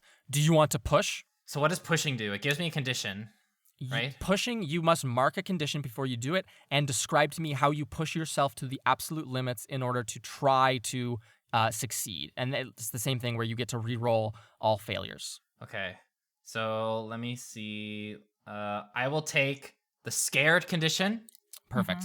And I will just sort of like internally like hype myself up. Like, come on, you can do this. You can do this. We're in danger. You can do this. You can do this. Who do you think of when you think of a leader, Lars? Felix the Osprey. You think of Felix the Osprey. You think of the way he's like so passionate about telling young kids about outdoorsmanship. Give me that lead roll, pushing yourself to the limits of what you can accomplish. Oh, success! Oh, there you go. Yeah. Excellent. Thank you, So, Felix. Take the condition, but you do get a success. That means that you can distribute during this upcoming move roll. You can assign to Yash 1 extra die to roll. So, Oh, I thought Ingrid was rolling the move, Ingrid and I was was I rolling thought helping by Yash was using doing it the because stick. Yash One- took the Took the fire. stick. One success means 2 dice. correct, but you can only give 1 per person. Okay. Yes. Got it. So, who wants the stick and who is doing the move roll? I can give one. I thought the person who had the stick did the move roll because I can give 1 to each. Okay. Yes. Okay, in that case, Ingrid would be doing the roll. All right. Perfect, Ingrid, and I'll have the stick. make a move roll and take +1 from the stick and take +1 from Lars's brilliant leadership. Lars, you So feel that's more 7. confident right now than you've ever been in your life. And I'm also terrified out of my wits. Yes. Let's do this. That is 1 6. That is 1 success. Oh, thank God. Okay. You open the door, and Ingrid is ready at the helm of this toboggan, the rope in both her hands, and like Yash, you're at the back waving this stick and just pushing off with assistance of Lars, who's instructing everyone. Lars jumps on first as the thing goes like chunk, chunk, chunk, chunk, chunk, as it like scrapes along the wood of the front step of the cabin and the floor of the cabin as you exit. Lars jumps on. Yash, you continue pushing, and Ingrid, you get ready to just start steering. Yash, you look up and above and behind you, and you see this imposing figure. It's probably 6'2". It looks terrifying. in a word, in this dark, or in this very like liminal light, the blizzard and the white light of everything, it gives this much more mysterious veneer to this creature, this bird-like beast standing atop the cabin. It has long, dark wings, black feathers. Its face looks flesh-like, like a person's, but a small beak is protruding from where the nose was, and the mouth is almost opening, and this like wrong sort of cry, especially to your ears, Lars. Some sort of an osprey cries out, but is wrong. There's a human quality to it. And then Yash, you put your eyes forwards and do not want to look at this thing anymore, and just start waving that stick above your head so that it gets confused as to where you are. And Ingrid, you begin to steer down this steep hill, which you all climbed up just minutes ago. You hear the creak and swooping sound of that bird behind you take flight. And as you approach the bottom, you just gain speed. Ingrid, you like pull when needed to go around the switchback corners of this hill and carve and just like send ice and snow flying up into the air, even more like distorting its view of all of you as you just pick up more and more speed, almost worried that you might crash by the time you reach the bottom of this hill. Yash, you are not letting go of the stick. You are swinging it in the air, not fast enough to put that light out, but fast enough to hopefully save you, the person on the very end of the toboggan, who would be grabbed. And right before you reach the bottom, Yash, you do feel that stick grasp in your hand as something else grabs onto it, and you begin to feel yourself pick up into the air. Do you want to let go of the stick? If I am being like lifted up by the stick. Yep. Your sister grabs at your feet. If she's grabbing at my feet, then I know that I have a great anchor. Okay. I'm going to reach up and like try to pull it back from it. Oh. Roll force for me. And Chad take +1. move. Take +1 because your sister is helping you. Take +2 because it's your sister and she's an adult who's helping you, which is unfortunate, but it breaks some of the rules of the game. But she's kind of a kid, she's in the pull it interim down, stage. pile She's drive a kid it. at heart. Yeah. Yeah. That puts me at a 10 for force. Excellent. If I have her giving me a +2. Perfect. Wait, is she literally the anchor right now? She's the anchor right now. She is an anchor, a literal anchor. That is 3 6s total. 3 6s 3? total. Okay. Damn. Do you want to buy any bonus Smack effects? that bitch in the face. Yeah, I would like to. First, I would like to avoid any collateral damage because we are on a toboggan. Yes. That would very easily get damaged. Yes. So I'm going to use one of my bonus effects to avoid that, and then I'm also going to knock my opponent unconscious. Ooh. Okay. Yeah, What does that look like? So like it grabs it, and then I pull and I let go with one hand, and I instead grab onto one of the talons. Ooh. And I like yell down to my sister, "On 3, pull 3," and we both pull together as we like pull it against its wings, and because it has the toboggan's momentum, its wings snap back as it is dragged behind the toboggan as it bounces against the ground. The head like bounces along like the hard-packed snow that you have left in your trail, it rendering it unconscious. You let go of it, and the toboggan slides away. You probably 6 feet between you as like you, Ingrid, pull up at the bottom of the hill in front of all your bikes. The hockey players seem to have left, and it is dark and snowy at this point. Get fucked, werebird. That bird is like lying there on its back in the snow. We've got to go check it out, right? I feel like Ingrid's like looking over her shoulder, like, yeah. Yes, we probably should because that's not natural. Yeah. I have a very gone. bad feeling that might somehow be Felix. Do you know what I mean? Can that You happen? don't think Felix the Osprey getting turned into... I don't know. Hey, It just... Sarala, you come over here. Don't look at the bird. I am not going to look at the bird. No. No. Joel's walking over with a stick to poke it. Excellent. Curiosity Joel, has you won. You walk over with a stick. Yash, you walk over with a flaming stick, which sheds some more light on it. Joel, you walk over and give it a poke in the leg. When the flame kind of illuminates this thing on the ground, you see synthetic feathers, almost partially merged into what looks like skin, but also what looks like a costume. It's some sort of in between. It's almost like the costume. It almost looks like clothing melted onto a person, right? Except it's part of them. The boots that this guy is wearing, there's talons coming out of the front of them that just pierced holes in them. The face itself looks to be a human face that has grown into like a bird beak. It looks like some crossbreed between a osprey and a person. Well, guys, thank you so much for tuning into Weenie Hollow 2022. Oh my god. Happy birthday, Luke! You've horrified us. I love it. I think so good. I think Is that, Joel. is that Oh, sorry. Felix? Yes, I'm sorry, I forgot the most poignant part. It is the main body costume of Felix the Osprey. It's just missing the little hat that the guy wore, or like the bird head. But luckily, the head has formed itself from this man, Carl Olsen's head itself.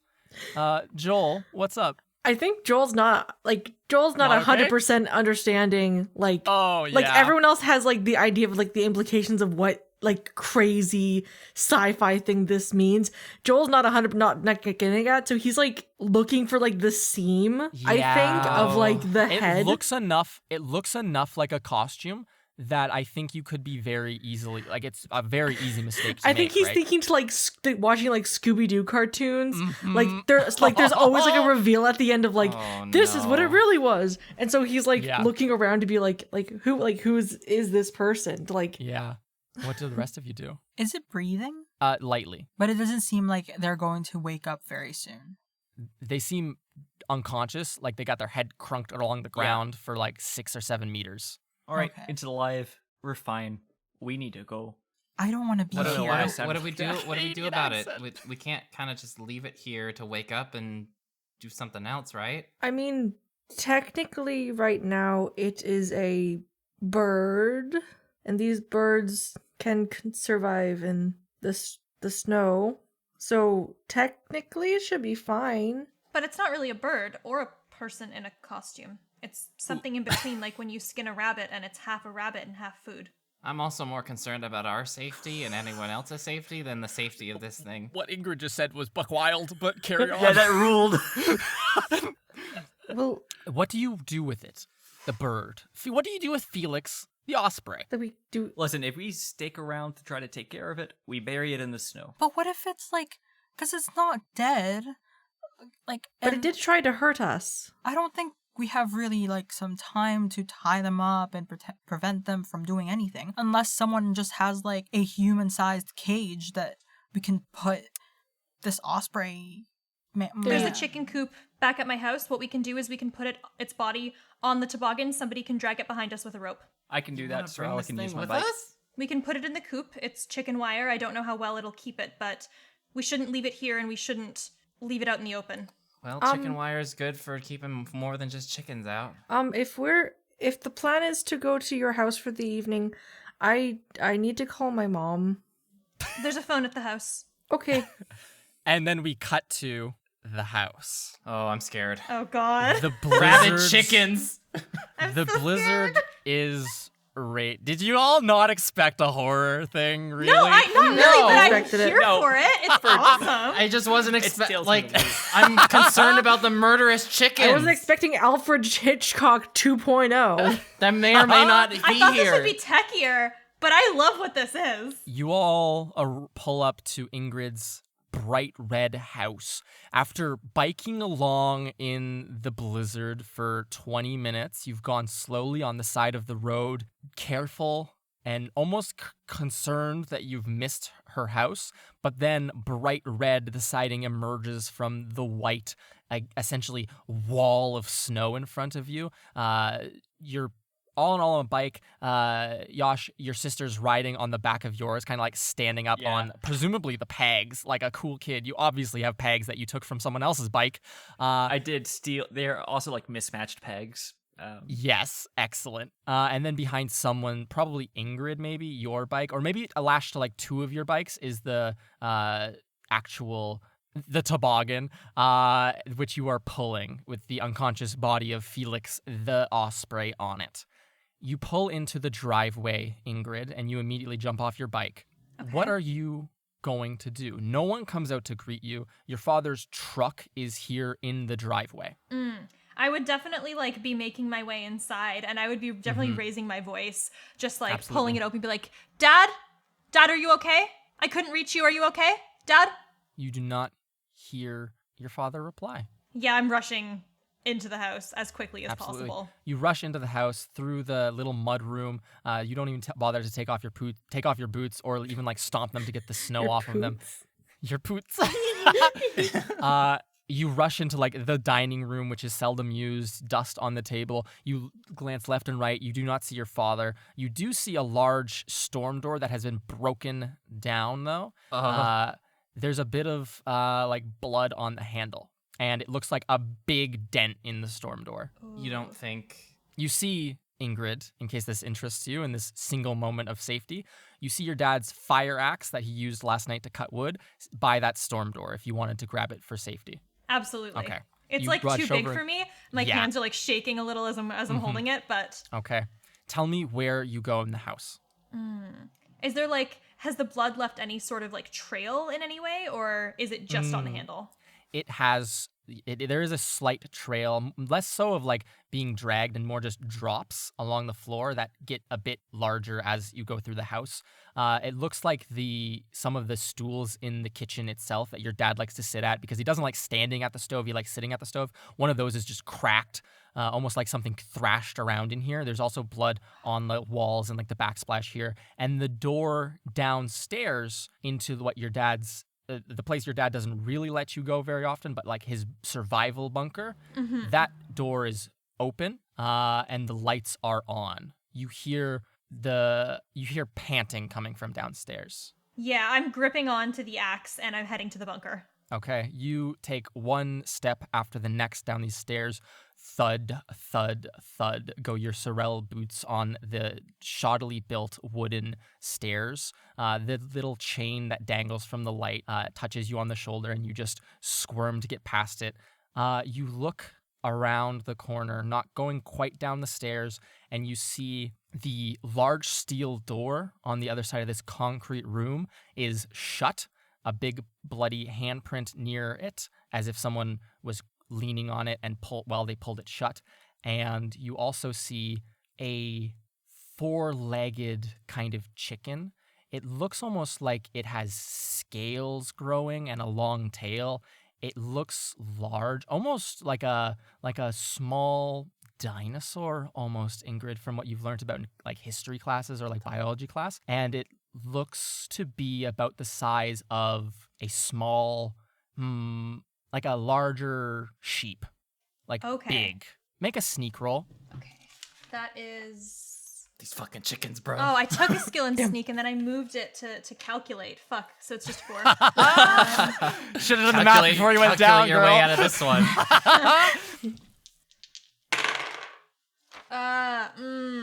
Oh, no. Did not get any successes. Do you have any Okay, luck? what would you like to do? Do you want to push it? Do you want to check your pride, or do you have luck to use? My pride doesn't really fit this situation. I Okay. have 2 lucks left. I'm feeling lucky. I don't know how Okay. lucky though, because it may not be anything. Let's find out. Okay. It may be life or death. That's 2 6s. Let's go. Excellent. Yum. So in that case, would you like to buy a bonus effect? Yes. Let me scroll up to sneak. You find something unexpected or more of what you were looking for. This could be bad, but I want to know what This it is. could be bad. I'm taking that chance. You find do it. part of your dad. Yeah. Oh my god. The chicken is your on- dad. I was actually thinking that, yeah.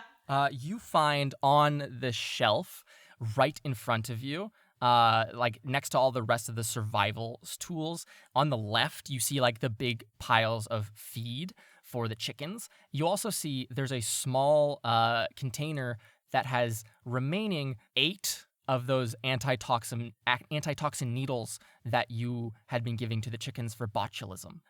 When you left this morning, there was like 10. Okay. I think that I am going to try to like very quietly like scoop some of those needles into my Yes, backpack so that I You have do them. so. Absolutely. And do you want to go so- back up the stairs? Yeah, I'm gonna be like tiptoeing up. Yes. So is that door lockable from the outside? Like, could I lock door it to the basement? from my... Yeah. Yes, it is. I think that what I'm going to do then is I'm going to like tiptoe up the stairs, and then as soon as I'm there, I'm just going to like shove the door closed and I'm going to lock it. Okay, perfect. You shove it closed, immediately giving away that something is up here, and you hear a commotion from downstairs, and something tries to run back up the stairs with some amount of speed, and you hear the crunching of wooden boards as it breaks through the stairs on the other side, effectively trapping itself in the basement. And you are in the home. Your friends are still in the driveway waiting for you to report back. I think that I am going to run in outside and just like open the door, and I'm going to be like, there's something in here, but it's safe now. Come in. Everybody come in now. All right. Wait, what? There was some. We're What? going in. You said there's something. Okay. What? Yes, but it's trapped. Come. And you all enter okay. into the into Ingrid's house, into the Svensson household, and she can close the front door behind you all. cursed household. Do you bring Felix in with you? Ingrid, what should I do about the bird? If there's a way to lower him downstairs, that might be our best bet. Bring him in. Okie dokie. Lower him down. What? I'm I'll So explain you in a pull second. the Okay. toboggan in. Your sister comes in along with because you. I can't bring the You put it toboggan over- you in. pull- I'm just gonna like Yeah. hoist him over my shoulder, and we get to really see how strong Okay. I am here because I'm just Ugh. carrying a grown person, but that is also a bird. Absolutely. Oh, maybe its bones Absolutely. are hollow, actually, like a bird's are. It is surprisingly light. Yes. I'm going to pull a feather from it.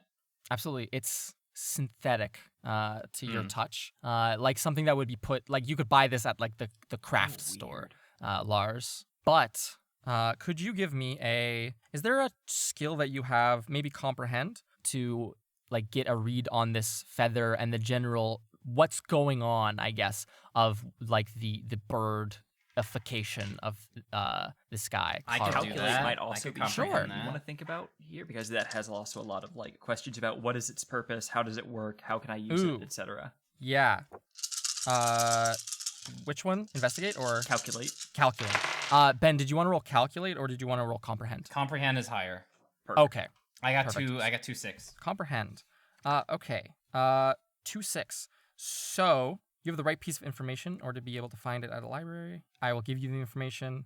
And if you want to buy a bonus effect, you can get additional information and a bonus die if you act on that information. Mm-hmm. So would you like to get some bonus information and the regular information? Sure, I'd like to get some bonus information. Absolutely. And the regular information. You pull this feather, and as Yash pulls or like hoists the Felix in, like very strong and very like heroic looking into the house, the door gets closed. You can close the kitchen door as well, Ingrid. And you sit down at like the dining room table, Lars, and like examine this. What's up, Nathan? I was just gonna say, Yash puts Felix on one of the tables and just like Absolutely. Ew, Plops gross it bird. down there. there's blood already all over there. Yeah, it's a mess in here, y'all. Then you assume this might just be the state of this the household at all times, but you're not Yeah, sure. mix. Ingrid. Knowing It's a Ingrid, mix. I mean, yeah, the blood on the wall. Yeah, 100%. That's The skinny you look at squirrel this comment. feather, Lars. The feather itself, like the like external section, seems to be synthetic, like what you buy at the craft store. But as you look at the actual like root, almost like the large, not the plume, but I don't know the quill? ornithological term, the quill almost. That part is real. That is a real osprey feather at the base where it connected to Carl Olsen's body. It was a real feather. The other additional piece of information that you might be able to gather just looking at Carl Olsen, in the 20 minutes that you spent biking here, he looks much more osprey-like. So this is likely still an ongoing little transformation process. That is horrifying. Yes. The beak starts to take on a more like amber color as opposed to just looking like bone at this point. Ugh. You look like bone before? That's worse. yes, I do.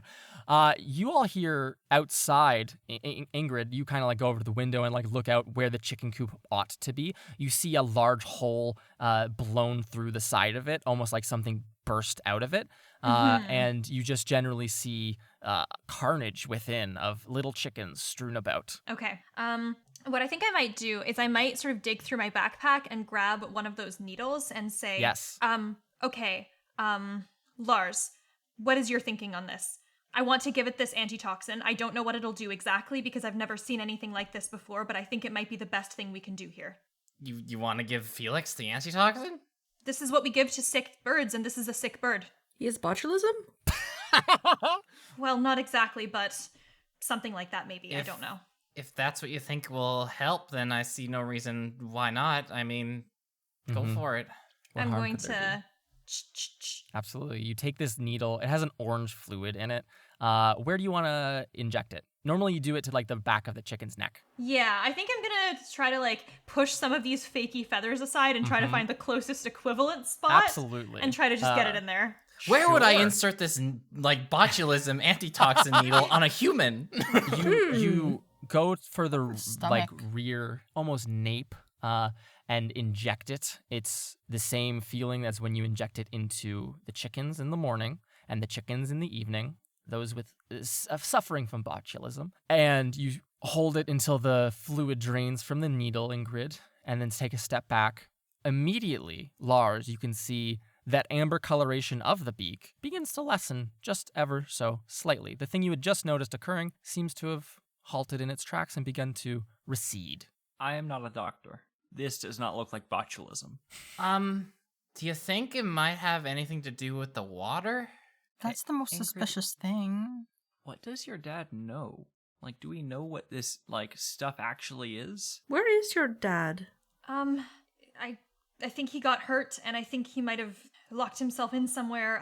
So on that subject, there is something like this. One of the chickens, I think, transformed, and it is downstairs, and I locked it in. I heard it destroy the stairs, which means it can't get out. I thought we could put that one down with it, but if we can find a way to fix this, maybe that's better. But that's what's down there right now. It can't hurt us, but I need everybody to understand that that is where these things are. Okay. So, I would like to have a very quick moment where we have a bit of extended trouble and do a little showdown situation. Did you want to deal with this chicken downstairs, Ingrid, in terms of like a fatal thing? Or would you like to inject it with another, like the antitoxin, right? The antitoxin seems to be helping. It does seem to be helping. As you like talk for like 5 or so minutes and like think about that thing downstairs, you can still hear it thrashing. Carl Olsen's features seem to be returning to him quickly, more quickly than they were set on. So, with that being said, would you like to have a little showdown with this chicken in the basement? Oh God. Hell yes. We gotta. Okay. Fucking So- needle dart. Yeah, Perfect in that case. the spitball from earlier, take 2. I think you would probably need like an actual like shoot for that, not like Blow a dart. straw. Yeah. Better. Your dad probably has blow dart guns around, right? Oh, he has a lot of things, but the problem is they're down in the bunker too. God damn it. Oh great. He thinks that a disaster is going to come soon, so he is very prepared for it. Maybe we could make one. So, the stakes for this extended trouble are, if you are all to succeed, you will revert the chicken back into being a regular little chicken, and you'll save everything and you can call the ambulance and everything shall be fine. However, if you do not succeed in jabbing this chicken with the needle, Stick in the will chicken. stick in the chicken. It will escape from your house, Ingrid, and will go off into the neighborhood, into the blizzard, to Wreak hurt someone. Cool. right? Which will be on you for not stopping it. This is going to be a hard threat because it is a large, strong creature trapped in your basement. So I require 15 successes cumulatively. 15? Okay. I don't think we've had 15 in the whole episode. Oh my You God! haven't. How am I gonna get But a this- 15 this if I is have minus extended 1? trouble. This is extended trouble, y'all. Oh, fuck. So, what is you all need to make a plan. You need to agree on what you're going to do, what order you're going to do it, and who is going to make the rolls. Oh God. I imagine everybody's like sitting around the table with Yeah, like this guy's but- body on it. Ingrid's like put the kettle on.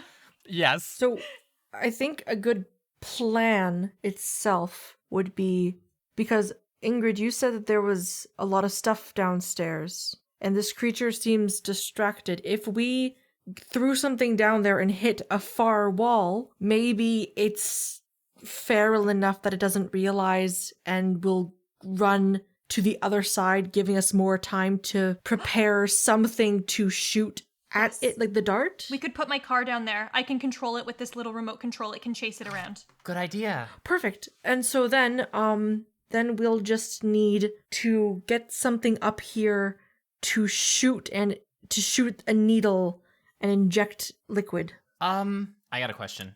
Yes. Lars, Ben. Yes. How wide or how narrow are binocular like glasses? Like the tube.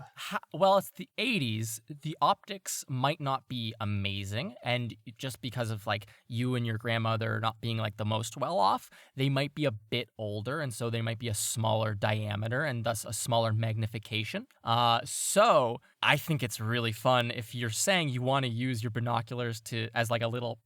I'm saying I sacrifice my binoculars to turn them into a makeshift blowgun. Absolutely. That can be accomplished. You can absolutely do that. And the blowgun will transfer and give you a +2 to the roll. Yes. And do you know how birds tend to do with like very pungent smells? Not pungent, maybe like strong smells. Or are they prone to getting blinded by, let's say, a perfume or something? Let's see. My Aunt Kristen wears perfume, and sometimes when she comes over to the house to visit, the chickens start screeching. They don't like it. But we don't want it to become violent. We want to distract it. I'm going to point over at the blood on the walls, and I think it's already gotten violent. So I think you could probably do like a loud noise, or maybe the perfume could work. The perfume could absolutely work. The perfume could disorient it long enough. Maybe spraying the perfume onto the remote control car. Ooh. An extra stimulant to make it chase it. Okay. So I'm going to go to my backpack and grab my Chanel No. 5 perfume. Oh, absolutely. Incredible. Or a blue No. 5. Okay. And you spray it on, and you will be spraying it onto the car to make it an even more distracting kind of thing. Yes. I will make you roll. Yeah. Yes, perfect. As for Joel and Yash, what are your parts in this going to be? I made a plan. I don't really know what else I can do here. Oh, in that case, you, as the one who's kind of like making the plan, spitballing, sitting in the chair and thinking, a bit more calm because you're younger and you might not realize like the gravity of everything. Like also, you see blood and you see that. I don't know if it helps in any way, but my pride is that nothing can scare me as well. That does absolutely help here. So in that case, I will make you do a lead check at the very start then. Joel leads. I would love some ideas as for what I should do here. Like, well, I mean, here's the thing. Lars only made the blowgun. Right. Lars isn't going to be the one to blow the blowgun. And you, as the person with the most spitball experience, I think it's only natural. That is true. Right? that is true. Perfect. All right. You can- I'm doing lung exercises, Yeah. and I'm having a really hard time with them because of my smoking. You can give a really forceful blow. Okay. So, this is the order of events then. Joel constructed the plan and will make a lead roll in order to determine how well everyone's doing. So quick question as well. Yes. So absolutely. I'm using my I want to use my pride here if it's possible. Like nothing scares me. I was able to make this plan without absolutely any panic setting in. I also have all of my luck points. Absolutely. And I'm 10. so I have a so lot of fucking luck. Many. I mean, I Okay. guess if we need 15 successes. That's the way. So my first instinct would say just roll whatever your lead is. And if you have failures, you can check your pride and then just use all your luck and just burn it and get as much benefit as possible. Because the more So successes just you use roll, all of it right now to get as Yeah, many sure. sixes as we can. Okay, got it. the more you roll on lead, the more dice you can give to your fellow kids to help them in their steps, right? Okay. So, okay, that's 1 so far. Okay. And so, okay, so just to, because my brain isn't 100% following my head Absolutely. anymore. Absolutely. So using pride and luck means I keep re-rolling. Pride is 1 automatic success. yes. Okay, so that's 2, and then I have 1, 2, 3, 4, 5 re-rolls to do. Sure. How many dice are you rolling even for your lead check? It's Or 2. lead roll. It's not a lot. Okay. I mean, here's the thing. but- If you're rolling 2 dice at the same time, I feel like you have a higher chance of getting a higher number than instead of rolling a bunch of dice. So the thing is, if you got 1 success right away, Joel, and then you rolled a second one, just by checking your pride, that's 2 successes, and that is the most dice you can roll unless there's an item here that helps you plan. Like a book Such with as information on animals or something like A that? book with information on animals, or opening your encyclopedia and just drawing out the plan and what everything's going to happen. So I think another big reason why Joel wants to get the new book is because he has used every margin in this book available to also add more information. And even if it's not factual, just like there's like literally a line on one page that says mom has magic, and then underneath it scratched out mom does not have magic, she is a person. No magic. So like That's encyclopedic.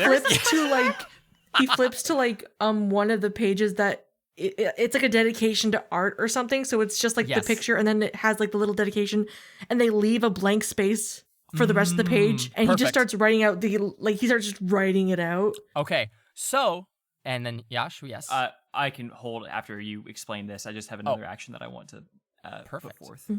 So Joel, in that case, take +2 to this roll as you use your encyclopedia. So that means you can roll 2 more dice and see if they are successful or not. And then if not, you can do a bunch of luck shit to try to get successes. Okay, so okay. I have to try and keep charge. So far I have 2. You already have 2 successes. Just roll 2 more d6 to see if they're successes. 1 more success. Yes. 3. Woo! Okay. So we're at I'm the tally. a total of 3. What's up, Nathan?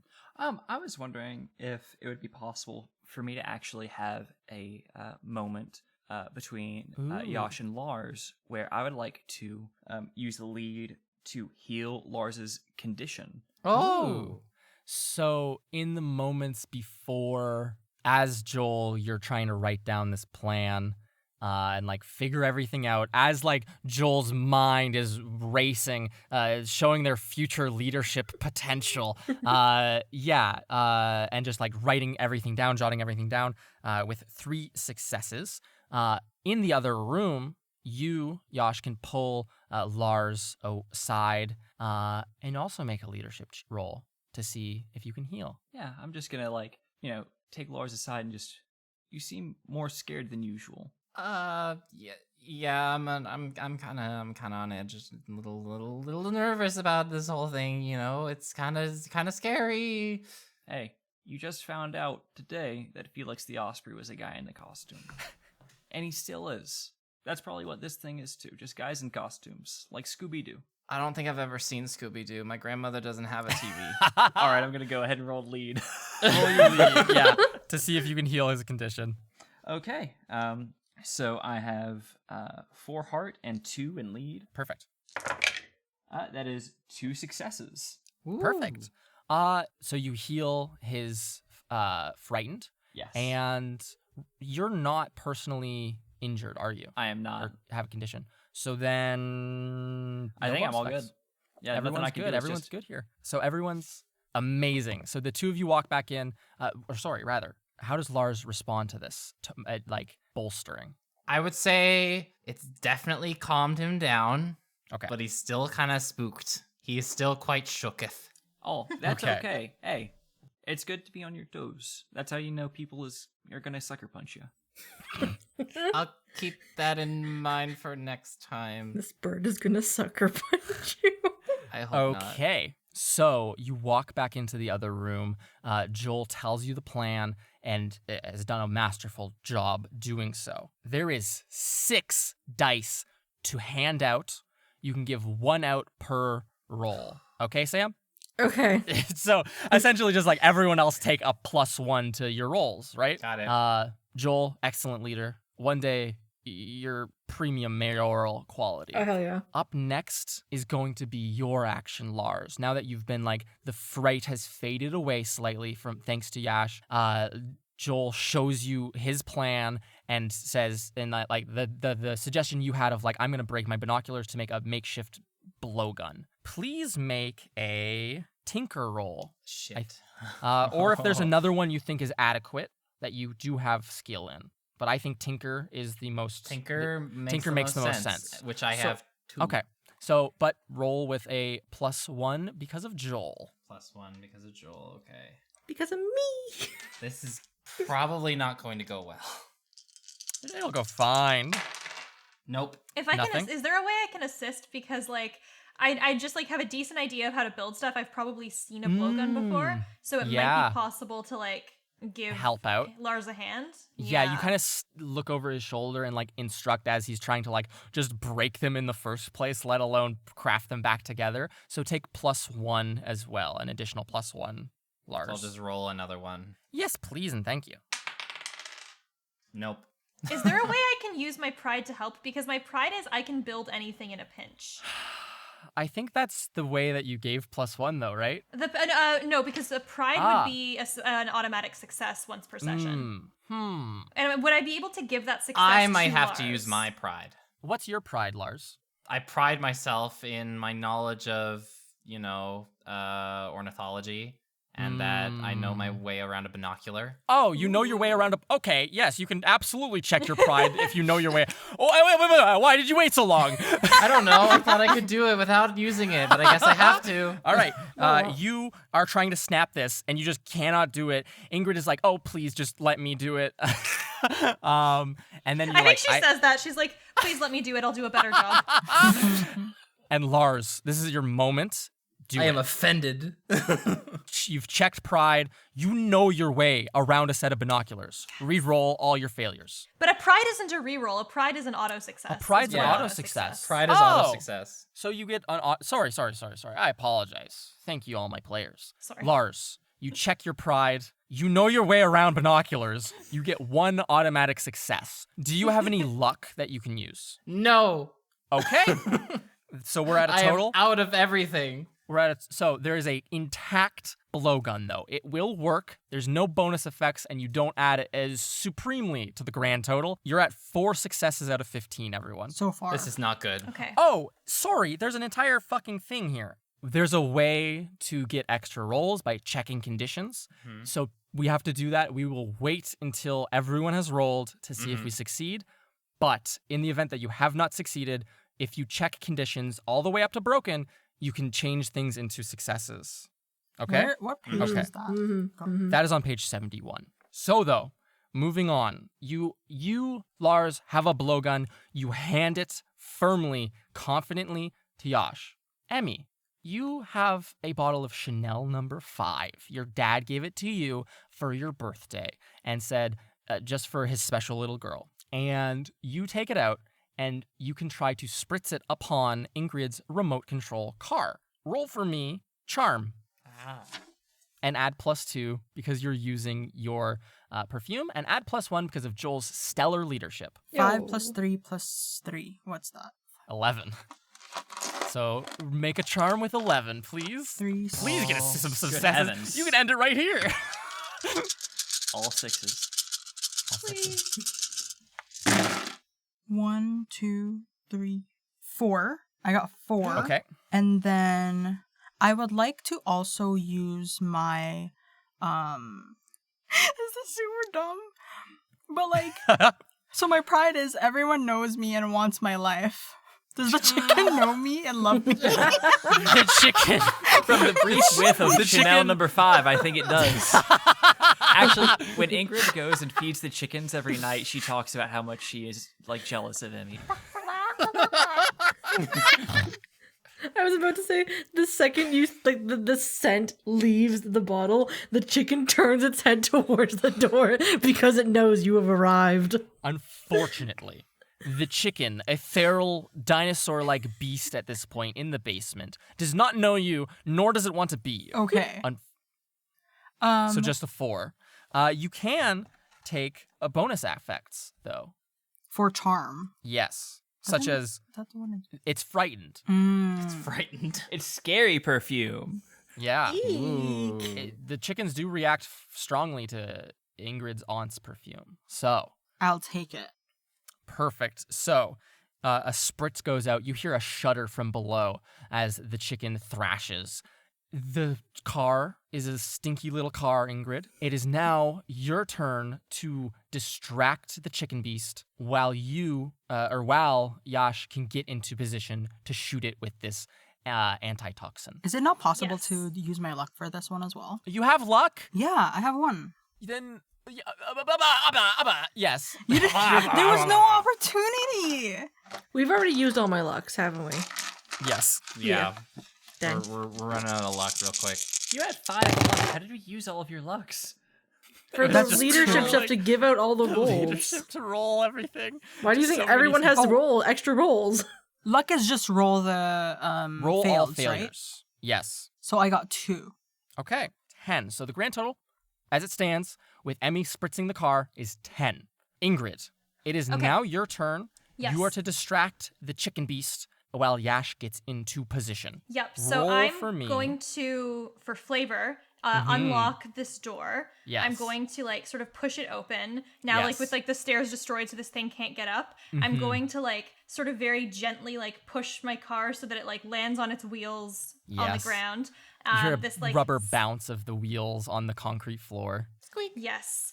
And I'm like sort of taking in a few deep breaths, steadying myself. And then I just sort of look down at my controller and start to just like go to town on it, trying to maneuver it in like confusing directions and like figure Perfect. eights, just like trying to get it in as many chaseable positions as possible. Absolutely. What would you like to roll? That would be, I believe that would be Tinker, right? I agree with you, yes. Okay. So Tech is 4. Then Tinker is 3, which is 7. Then I'm using my iconic item, which is my remote-controlled car, so that's 2, so 9. Plus my +1 from Rat, so that is 10. Correct. So roll 10 All right. for Tinker. 1, You 2, can end it 3, right here, right 4, now. 5, 6, 7, 8. All right, I have 8 d6s, so I'm going to start with these 2. Absolutely. Neither of those are 6s, so that's fine. Okay, that is 2 6s right off the bat. So then Okay. I feel like I'm feeling lucky. I've got 1 more luck left. Absolutely. So I'm going to re-roll those additional ones that are not successes, starting with neither of those are 6s, so rolling Okay. the rest of the pool. I did not get any more 6s from my Okay. last luck, but the last thing that I can do Yes. is check my pride, which is I can build anything in a pinch. I have built this car myself. I know it intimately well. I know how to make this thing weave through the crowds of people, hallways in the school. This thing has never gotten stepped on. I can do Absolutely. this. I had 1 Check your success. That pride. is a total of 3 successes on 3 my turn. successes. So we are at a grand total for the entire extended trouble of 13 successes. The chicken beast cowers away in the corner, trying its best to scrape along the walls. There's a small window here along the basement ceiling that is it breaks with its large chicken foot and is trying. If it was only a small chicken, it could escape out of, but it's cowering against the wall. Yash, you descend the steps, you drop down, and like the loose wood beneath you, like catch yourself. Ingrid is doing such a wonderful job of keeping that monster at bay that you can line up the shot and roll force with all the bonuses. Fuck yeah, this is very nerve-wracking because It's all can on do you. it. rolled really poorly tonight. You can do it. I believe in you. We still have options if we fail, because we can We take do, conditions. we do. Yes. All right. So I have 5 in body, 3 in force, and then bonus die from Joel. And do I get anything from the blowgun? You Or get a is- +2 from it. a +2 from the blow. So that's 11 Yes. dice. Yes. Okay. Which means it'll be very embarrassing when I roll nothing but 1. So out of 11 dice, Yeah. I got 1 success. I am going to burn my pride, which Okay. is I've never lost a fight. I'm not going to Hell start yeah. now. Hell Love yeah. Yeah. You stumble slightly. You almost breathe in the dart as you like move it away from your mouth. Like the chicken beast turns and sees you now. You see it's like just animalistic eyes. Chickens already have very terrifying eyes. They would eat you if they were large enough. This chicken is large enough to eat you. It seems to be wanting to do so. It turns to face you, not paying attention to the small perfume-covered car any longer. Do you check your pride? Oh, And yeah, I take check my a- fucking pride. Since the blow Plus dart isn't 1. working for me, I'm like, all right. I pull out Yeah. another syringe and I just rush it. Okay. Oh. Absolutely. You rush it. Where do you jab it? I saw Ingrid go for like the back of the for the nape of the neck. And so I first hit it with like a backhand punch to turn its little chicken head, and then with the other hand, I just like jab the needle as far down as I can, and like just immediately inject it. Amazing. It collapses onto the ground, a writhing, feathery, scaly heap with 4 legs. You see the front 2 legs almost seconds after, like you just hold it here. You feel its mass writhing underneath you, similar to like what you would feel when you pull a fish into a boat and it's just a writhing mass of just muscle. That's it beneath you right now. You jab this needle in, holding it until the syringe is empty of the orange fluid, and then let go. The chicken beast is timid, subdued. The front legs, you see after 30 seconds, begin to recede. You've all been successful in solving the extended trouble and solving the generalities of the mystery, or at least to what it concerned to you. We see scenes of calling an ambulance, and they arrive scarily fast in an orange kind of thing. They do not take your father, Ingrid, but they do take Felix, and don't seem to be too concerned about the state of things, saying that they'll take care of it. When you see them pull off, they're adults, they'll handle it. When you see them pull off, they head north out of town instead of south back into town where the clinic is. A second ambulance comes later, 10 minutes later. After, Ingrid, you managed to, with a small password, open the bunker door. Your father is in there, cold and kind of holding at his side. He doesn't want you to see how badly wounded he is and will plea for you to look away until the ambulance drivers come. He seems to have stymied the bleeding the best he can, but was pecked and scratched and thrown about the house by that chicken beast before escaping into the room. Paramedics take him and you, along with him, in the back of the ambulance to the clinic to get him treated. You, Yash, and your sister Sarala return home this evening and are yelled at for being out so late. It's 7 p.m. Sarala, you were gone all day yesterday. What happened? Yash, one of the neighbors, told us that you got into a fight down by the pond, all of this. But all through it, instead of sitting on separate parts of the sofa and just taking your kind of yelling punishment in isolation from one another, you and your sister are close, your hands gripped together, comforting one another as siblings ought to do. Lars, you return home, your binoculars turned into a blow dart, the lenses broken on them. Your grandmother is waiting up for you. It's close to her bedtime. She has some stew and a lovely glass of warm milk prepared for you and will dust this ice off of your hair and wrap you in a big tender embrace, looking at how scared and just pale you look after the day. She'll tell you that there's no reason to worry about the binoculars. We can go to the city in the weekend. I've been saving for your birthday gift anyways, and I was planning on buying you a new birding guide, but we can just set up a new set of binoculars, no problem for you, my love. And you can tenderly sit and relax with your grandmother, and she'll even ask you, do you want to stay home from school tomorrow, or are you okay with going in? I think I'm okay with going in. And she'll tenderly caress the back of your hand and look at you with a twinkle of like, isn't my grandson just so brave, right? Not knowing what you accomplished, just thinking you were stuck out in the storm and might be sick. Joel, when you arrive home, your mother wraps you in a big embrace, worrying where you had been. That night, she tucks you into bed and will read you a wonderful story of your choice. If you wanted to be so brazen, you could suggest a more adult book than you should be reading, such as the last chapters of Return of the King, if you wanted. I think he plays it. He plays it safe just because he knows his mom is very hard set on like you can't read those books until you're older. So I think he instead, I don't know any old books. Fuck. Dang. Ernest Hemingway. You Farewell to Arms, which is totally chill to read to kids. Yeah. What about what's a good? What about what's that? Charlie and the Chocolate Factory. Charlie and the Chocolate Factory. Wait, when did that come out? I was gonna be Like the weird and 50s, say I think. That Anne book's of Green fucking Gables. wild. Charlie and the Chocolate Factory. She reads to you, young Joel, until you fall asleep. She's kind of like sitting in your bed with you, arms wrapped around, so you can see the book, the words as well, and read along as she reads it to you in a very soft and soothing voice. You and your mother sleep tenderly on your bed that night. Your sister's slightly jealous, but you deserve this. The next Our morning... baby. Your baby. The next morning at school, all of you can show up. Ingrid, if you'd like. But over the course of the next week, regardless of if you're showing up or not, Emmy, there's a niceness in not being constantly annoyed by all the hockey guys anymore. They kind of spread a rumor of what happened at the pond, but no one really believes them. Your reputation doesn't seem to have tanked in any meaningful way, but the hockey guys are trusted a bit less and thought of a bit less for trying to pick on just one of the loners.